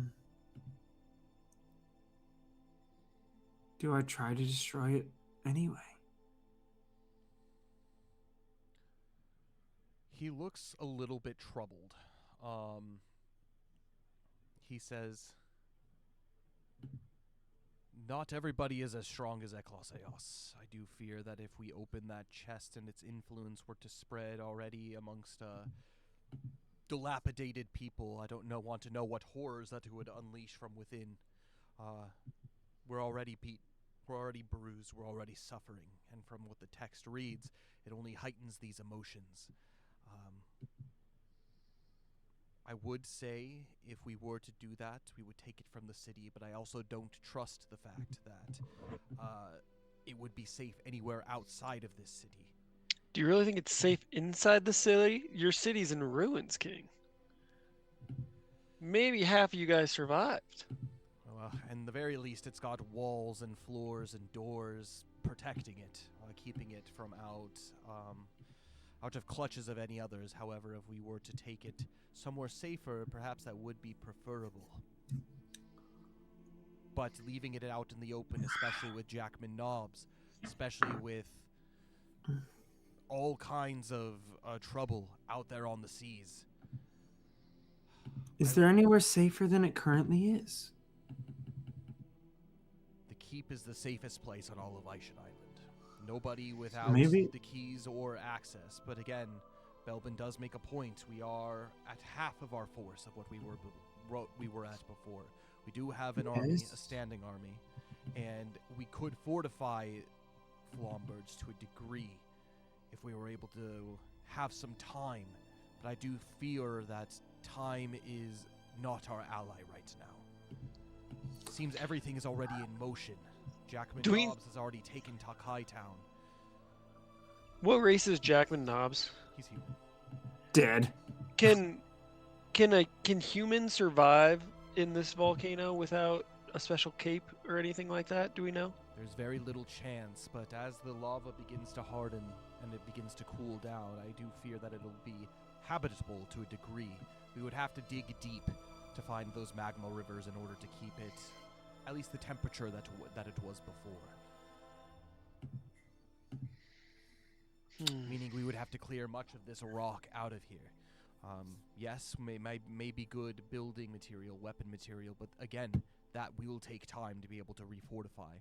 And the longer we take to be able to get down, the cooler Flamberge will be able to be, and the more inhabitable. I dare say that is our greatest protection, is our just sheer proximity to the volcano.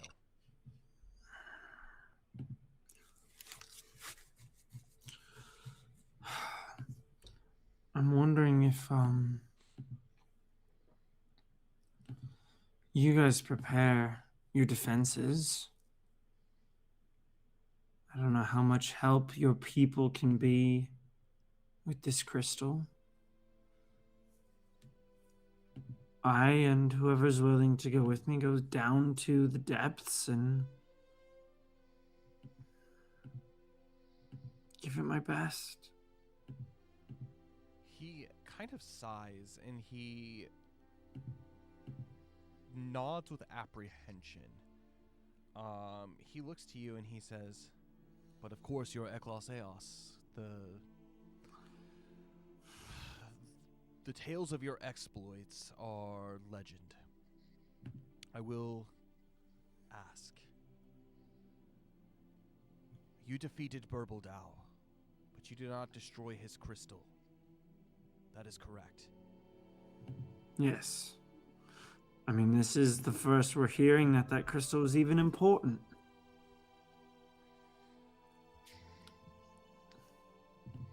I do wonder that even if we were not to have the power to destroy this crystal, as long as we kept it hidden and out of the hands of those who are seeking to possess it, if we could... Fighting an archdemon, I will not say is necessarily the easiest thing, but it may be our only option at the current. I mean, we have to confront LaFonte at some point. Not to say that LaFonte, Burbeldau, can't return, but as long as we keep these void crystals safe from the hands of those who wish to bring them back, nobody touches them, nobody goes near them. Even if it's only by prolonging the return of them. At least until we find answers. Answers to destroy it. Perhaps our time might be better spent doing that than potentially endangering what's remaining of my population to the torment of the void.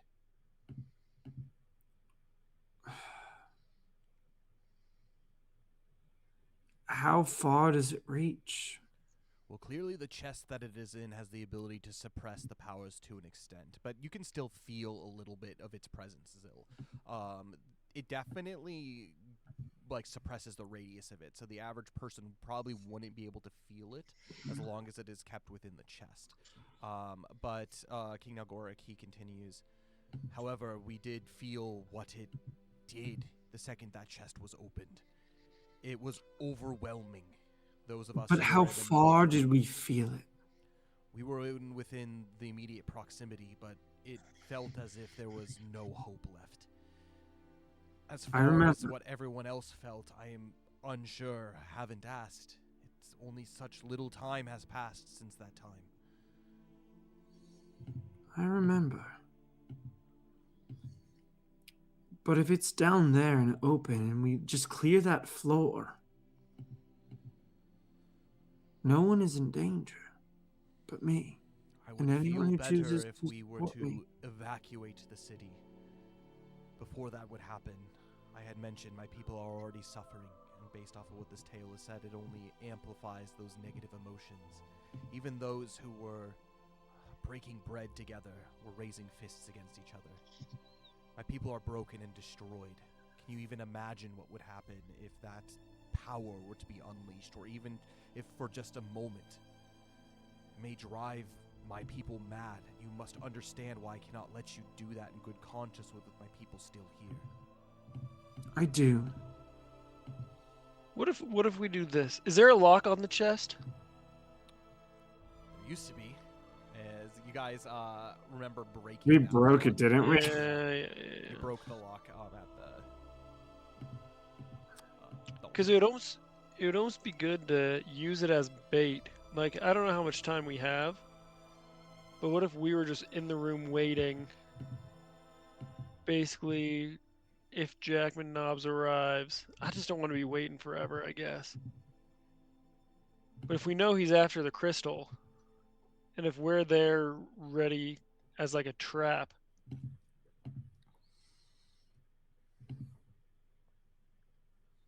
do you smell what I'm stepping in? I think this void crystal is too dangerous to leave unaddressed. I know there's many, many risks associated with it. But I do wonder if it's too dangerous to leave. King Nalgoric, he chimes in and he says, we already know that Jackman Knobs is at large, and they have already taken Takai Town to the south. From what we heard from the refugees, that hopefully are still alive somewhere out there in the jungle, that they were attempting to make their way through the jungle here to confront us. I wonder if our time wouldn't be better spent trying to figure out where we're at.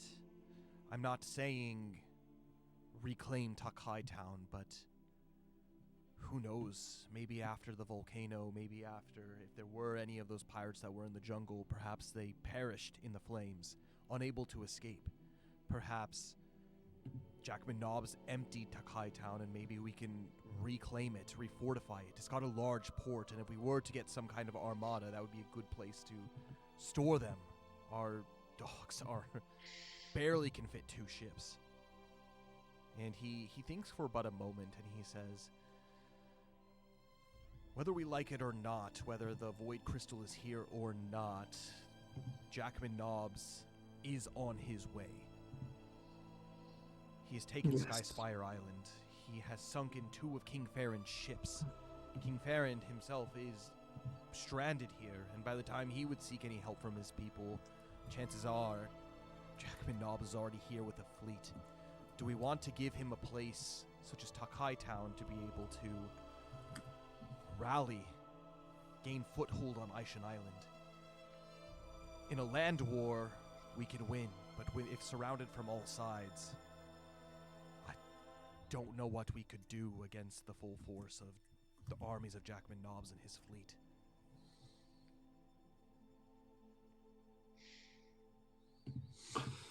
I don't know. Should we go and try to scout the forest? Is that a waste of our time too? King Nelgoric, he thinks for a moment as if in deep contemplation, and he says, I need to do what's best for my people, and whether that's refortifying Flamberge, removing as much of this rock as possible, helping those who are indeed still trapped, mending the wounded.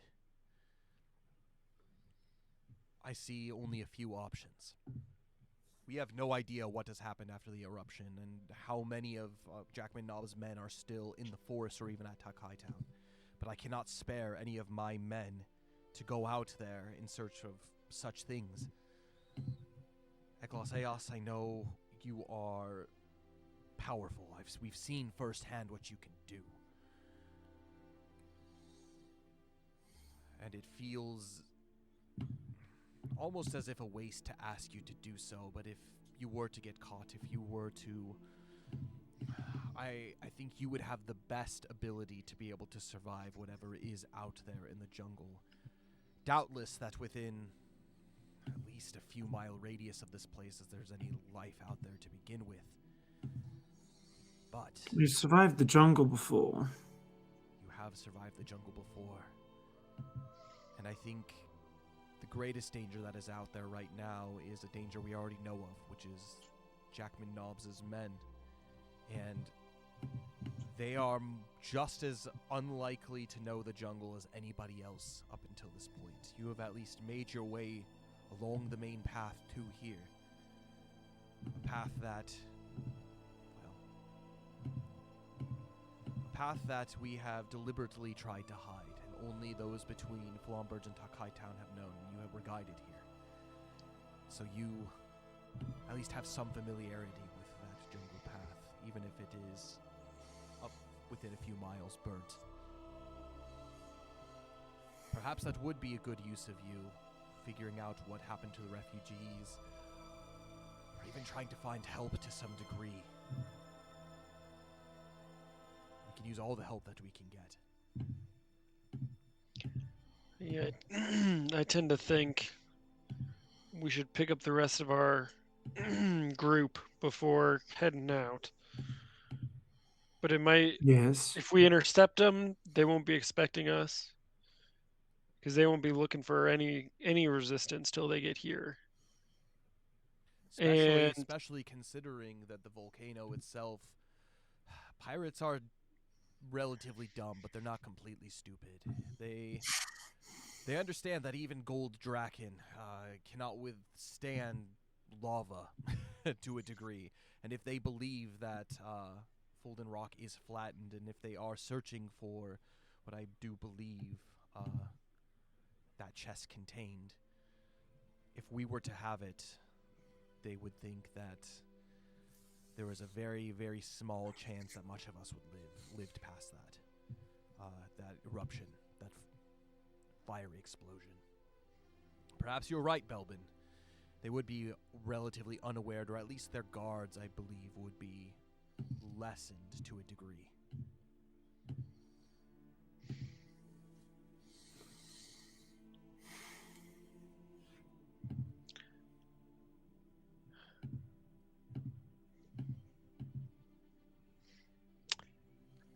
I don't know, Zill, what are you thinking? What are your thoughts? There's so much going on. We are only 5. Do you know how big Jackman Nobb's army is?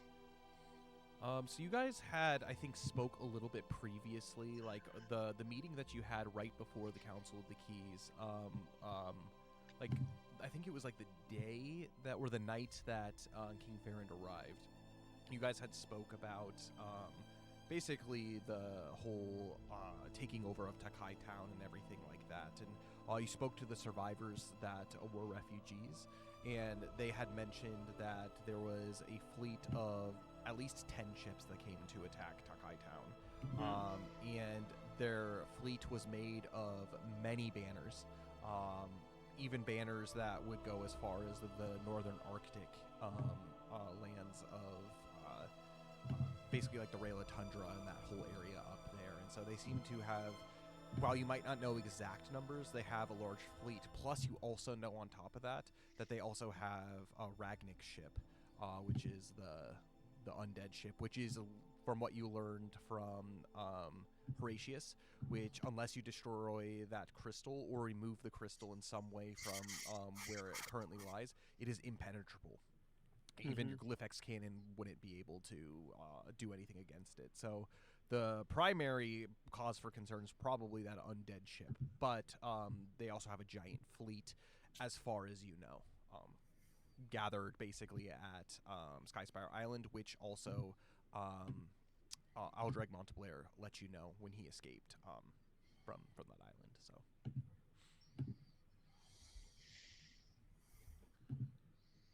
It's a threat, that's for sure.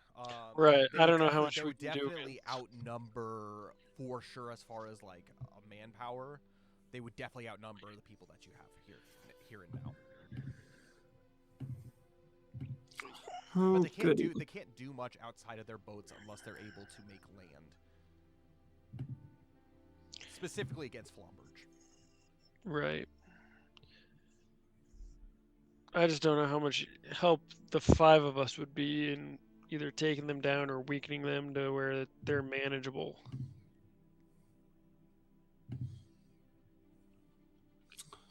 I don't know. I don't know. I will have to say, King Nalgoric, he says, the best defense that anybody can have is information on the enemy. And information is something that we do not have a lot of at the current moment. Even if you weren't to go in fists ablazing and taking out whoever is at Takai Town, at least understanding numbers, if even Jackman Nobbs has arrived or not, that would help us a long way in helping to be able to prepare and defend. Perhaps at that point we may even be able to formulate some kind of strategy with King Ferrand, with you, Eclaas, and at least protecting this town, if not this whole island.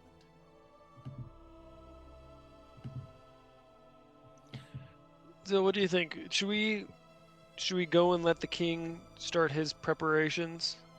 We can head back to the ship, see if we can find the rest of the group, and then maybe head out and maybe get their opinion on what to do, but maybe head out and just try to see what we can find in the jungle. I think so. Because there are other random stragglers in the jungle too, right? That we may also need help. I don't love it, but I do agree.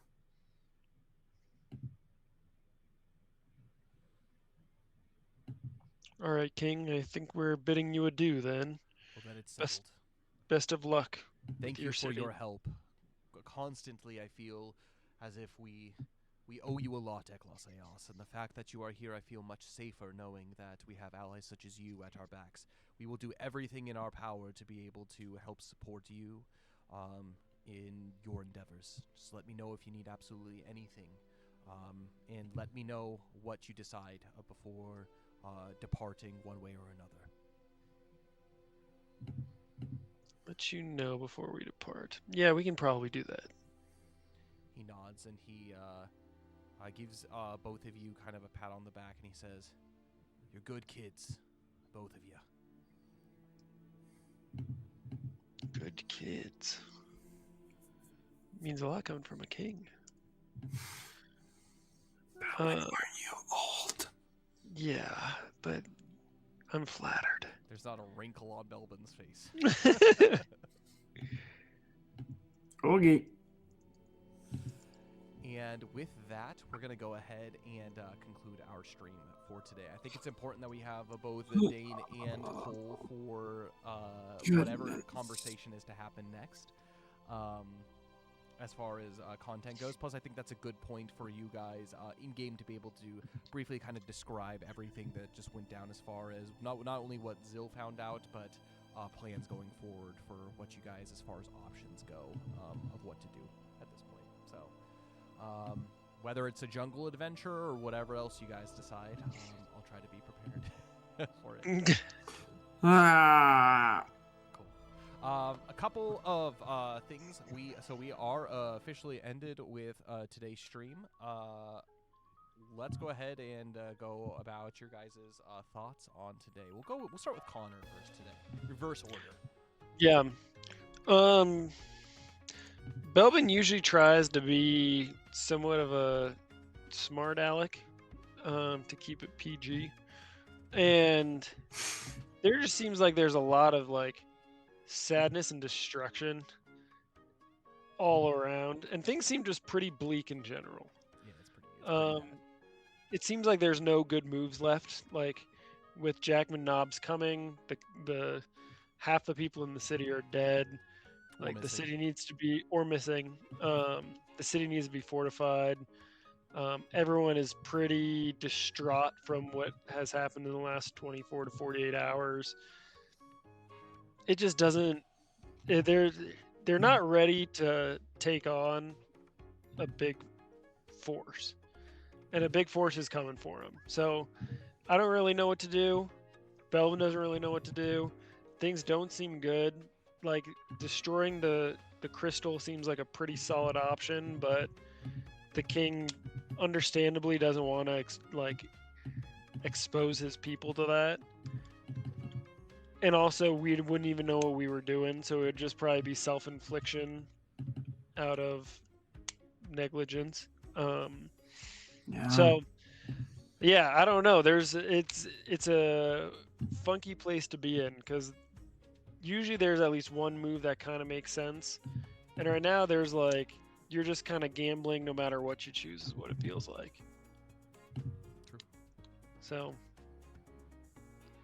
and there it's not even like too joyous that the people in the castle or in the keep are feeling better now. You know, like I guess that's a silver lining, but that's not even at the forefront of anyone's minds, it seems. It's basically just like the self-preservation. It's like there are people who are alive, and that's great, but there is a lot of death and suffering that is pervading this kind of society. Poor Draken. Oh man. You're right. Like we may have just saved all these people just so that Jackman Knobs can kill them. You know, like we may have just prolonged their suffering that much more. Who knows? But we got rid of some misery because of it. So I guess there's more silver lining. Yeah, exactly. Woohoo! And who knows? You may need it for future battles coming up here. True. It's like Yeah. the restock before the end here. Yeah, those are basically my thoughts. Things just seem pretty bleak right now. And Yuki and Luxalia, like they're gone. Usually, I feel like they try to bring out some of the good side. But I don't know. Maybe we'll take. I don't know. I honestly just don't know what direction we're gonna choose to go with. Yeah, I'll have a conversation with Dane and Cole about like during this time while you guys are doing this. We're not gonna play it out next session about what they do, but I'm just gonna ask them like what they did during the time, and then they'll have potentially, and then I'll just talk through it with them, and then they'll have news to bring back of what they experienced and whatnot based off of what I tell them happens. And so you guys will have a little bit more information to go on based off of whatever they decide to choose that they did, to actually have like a genuine conversation of what to do next, because that's definitely, I think, one of the things when it comes to, I don't know, any kind of difficult situation is figuring out the next right move.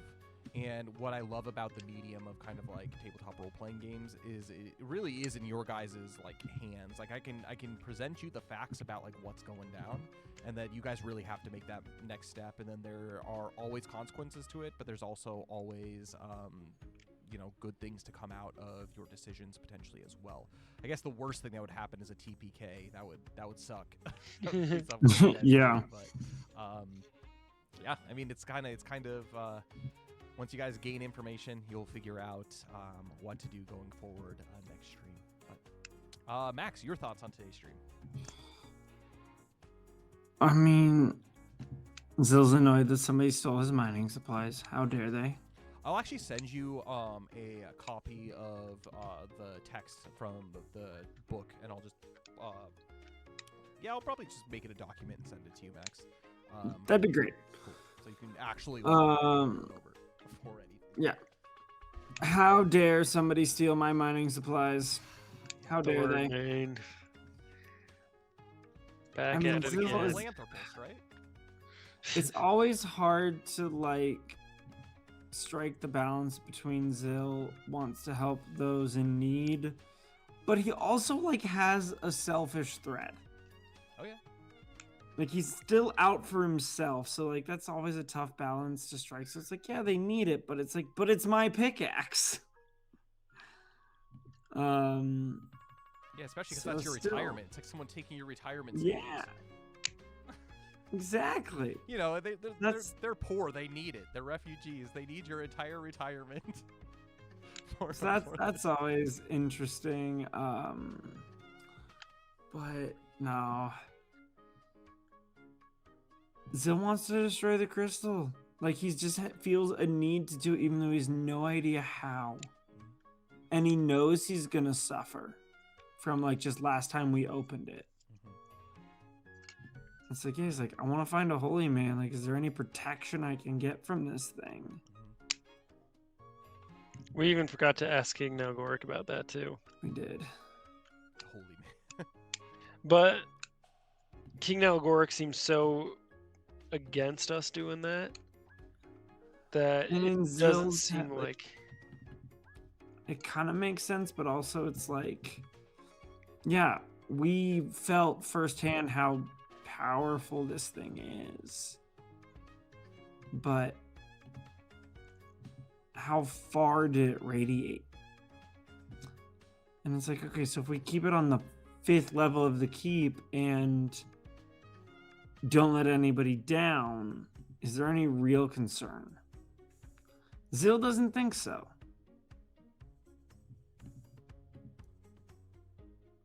We'll see. Something to think about. Yeah.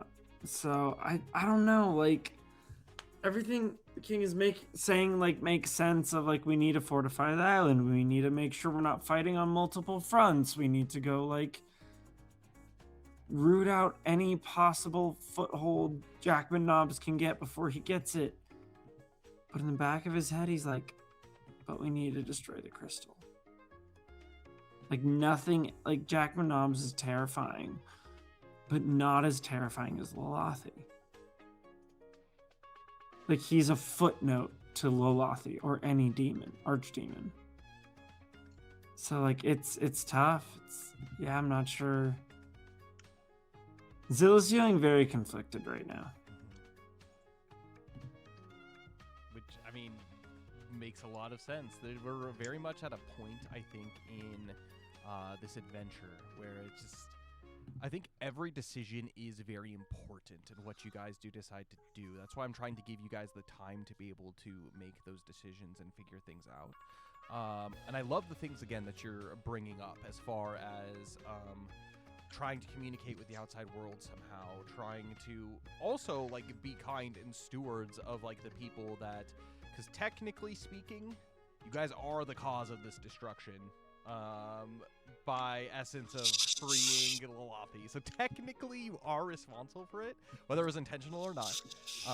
But being able to make up for it to whatever degree that you can, and navigating that space as it is. But also you also have a duty that's like kind of far higher than like what even King Nalgoric has. His duty is to his people, but your duty is to something that is more. Literally fighting archdemons. And so it's that difficult space of like, is what I'm doing helpful to everyone as a whole? And if it's not, is it worth the consequences of that? And that's a difficult place to play. Especially when it comes to kind of like the virtue vice system and all that's going on with Everlast. And, you know, everybody's choice has a consequence. And so you can only do what you can go by. It's kind of what King Nalgoric says. It's like the more information you have, the more prepared you are for whatever is to come. And so right now it's that opportunity for you to gather whatever information you do gather before. So whether you are making preemptive strikes, whether you are just sitting here and defending a Flamberge, whether it's, I don't know, even go seeking out Smoldran, whatever you want to do, that you think might help you, while still allowing you to accomplish your goal. It's gonna have its repercussions, but some things are better than others, I will say. So also it depends on dice rolls too, so we'll see what happens with that. So but yeah, it was good. As far as my thoughts on today's session, it was good. I think sometimes you need to have like these kind of like preparation sessions, and more so just to kind of what you were saying, Connor, earlier about just seeing the extent of the damage of what's happening. And like, this is serious. It's like you literally went from having an entire city to fleets of ships coming from Fesh and Fae down for this meeting of the keys, and everything just seems to go wrong in the moment. And it's interesting to see how you guys are playing like in that, because you guys are very powerful compared to like the average person. You are very, very powerful. Heck, pirates, like normal pirates, can't even do anything to Zil, to the point where unless they're critting you. But in that, it's interesting like that you guys are still feeling like that sense of like there is like an impending like nervousness, and there is this impending doom that you guys' decisions actually do matter. I think it's a bad campaign if you're feeling like, oh, it doesn't matter what happens, just throw it at us and then we'll be able to take care of it like no problem. So it does make me happy that you guys are feeling the things that you are, but at the same time it makes me even happier to see how you guys are navigating that, and that's what makes it fun to DM any campaign. It's like I kind of know like all the potential outcomes, but like as kind of an outsider, I really don't know, because your decisions tend to change a lot of like outcomes and stuff, at least within like the realm of like how like the story's supposed to be framed and everything like that. So I have no idea what's going to happen each stream, even if I have a general idea of what's going to happen each stream. So it's always enjoyment for me as well. So thank you guys. It's awesome. A couple of things for some upkeep. Our next session for Everlast is going to be, so we actually have a 5th Friday this month. And so our next one actually isn't going to be until the 27th, 28th of February, unfortunately, because we do not have the Valentine's Day one for me. So it's a lot of time for you guys to be able to think of like what to do and what's happening next. And so that's so far away. It's super far away. But that will be our next session, is the 27th, 28th. And it yeah, just may be worth a conversation with you guys as party members to kind of figure out what to do. So when we do meet up again, you can kind of have more of an idea, so we can move forward a little bit faster based off of what's happening with that. So I'll definitely have a lot of time to prepare whatever you guys throw at me, or at least try to, for the next session. And yeah, it'll be good. It'll be a party. Fair. Couple of things before we do leave. One of which is thank you for all who have been watching, following along on this adventure. It's awesome. If you have missed lots of our episodes, you can head over to our YouTube. So our YouTube is where we post all of our tabletop RPG stuff, whether it's AME or also Everlast stuff. And then also we have Everlast TCG. So if you like the world of Everlast and it's interesting to you, we have a trading card game that we just finished our Kickstarter for the most recent sets, Veil of Twilight and Night of Martyrs. And Night of Martyrs specifically features our Eclaas Eeas players, so Zil, Belbin, Yuki, Luxalia, and Thordane in their kind of Halloween forms. We did kind of a one-shot years ago that was Halloween. And so it was ridiculous. Yeah, it was crazy. But that was fun. Zil used his own rib as a weapon. Yeah, he And there's cards that are based off of those characters too, and they are neutral creatures, and so you can use them in evil decks too. So, which is kind of cool, being able to use Eclaas Eeas in either good or evil decks. But it's a little weird. It's a little weird. But still fits in my favorite deck, so he might be going in. There you go. And with that too, we have all kinds of new strategies and stuff in the newest sets that are coming out. The official release date is set for May of this year. For those of you that did back the Kickstarter campaign, you will most likely be receiving those earlier than that. We are definitely, if not on time, we are ahead of our time line. So hopefully, unless anything tragic happens between now and then, you may be getting your stuff early, which is very exciting. Yeah, as I mentioned, the official release date for just the kind of the world-wide release for everything at MSRP is going to be in May.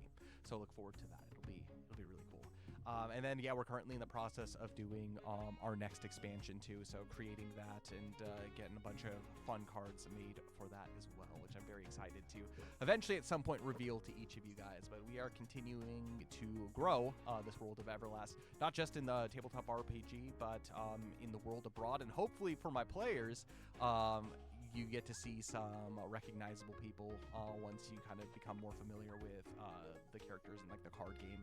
It's kind of like a glance forward into the future, at least at a certain point. So pretty great. So it's pretty fun. And so it's kind of like a supplement for you to be able to enjoy the tabletop role-playing game and the adventures of Eclaas. But a couple of ways that you can support us. One of which is his Coffee of the Realms, which is our coffee line. We have 8 different roasts from dark, medium to light, and a decaf roast that has official Everlast art on it. This is the Helix blend. It is my favorite. It is a nice medium roast, and it's very tasty. If coffee is not your thing, however, we also have scented candles as well. So Fragrances of the Realm, where we have a number of scented candles which have official Everlast art on it as well.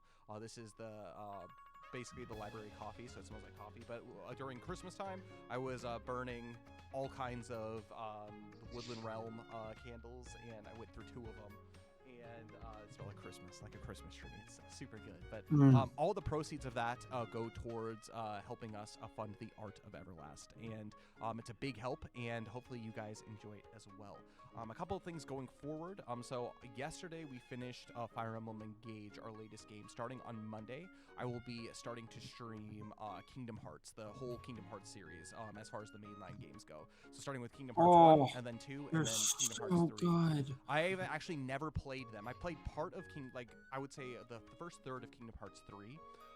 But I never had a PlayStation. You started with Kingdom Hearts 3? You're insane. I mean, I've watched people play Kingdom Hearts, but I myself have never played because I never had a PlayStation. Also, Kingdom Hearts might be the most convoluted video game story ever made. It's terrible, but it's amazing at the same time. Definitely get your Square Enix and like Final Fantasy Disney collab, which is I'm very excited for. So we'll be doing that. Starting on Monday, we're starting with Kingdom Hearts 1. We'll see how long it takes us, but we're going to go through that trilogy until it officially ends. But starting Monday, Wednesday, Friday of next week, we'll be streaming those, which will be really cool. Those are some of my favorite games. Oh, I'm so excited. I have like an overlay and everything. I got all set up. And Just hold on. I'll be right back. Connor, do you know Kingdom Hearts? Yeah, I've never played it, but I know it a little bit. Yeah, I think it's going to definitely bring a different audience for Fantasy Forge, which is good, because Fire Emblem brought a different audience as well. So yeah, we're very happy to be able to stream that, and I'm very excited with it being my first time playing. So let's see. Oh boy! Oh, that's sick! Whoa! So those that are I was really into it in high school, and I made these with my grandpa. That's so cool, Max. So wow. Yes, I have no way to currently play it. Are these your own Keyblades, or are these from the games? They're from the games. Okay, which ones are they? It's Oathkeeper and Oblivion. Did your grandpa know what he was helping you make? Not really. He knew it was ridiculous and nerdy. That's about it. That's so cool, though. Oh my gosh, Mr. Handyman with his all of his creating stuff, whether it's leather-bound books, whether it's dude, I'm all over the place. That's great. It's good to be. They call you a Renaissance man because of that. Truly. From the words of Jim. But yeah, with that, I think that's gonna be it. Unless you guys have anything else to add. We're going to go ahead and close things down for today. God bless each and every one of you. I'm so excited to hear you doing Kingdom Hearts. Are you doing the final mix versions? I am. So the newest versions on the PlayStation. They're so much better. That's what I hear. And so that's the only way that I have the ability to play them. So literally yesterday I went on the shop and got them, which actually I didn't realize the final mix versions on the PlayStation Store that they have like Kingdom Hearts 1, Kingdom Hearts 2 final mix, and then all of the games in between them too are available in like the bundle. I'm not playing the in-between games, but it took like 30 years for the US to get the final mix games.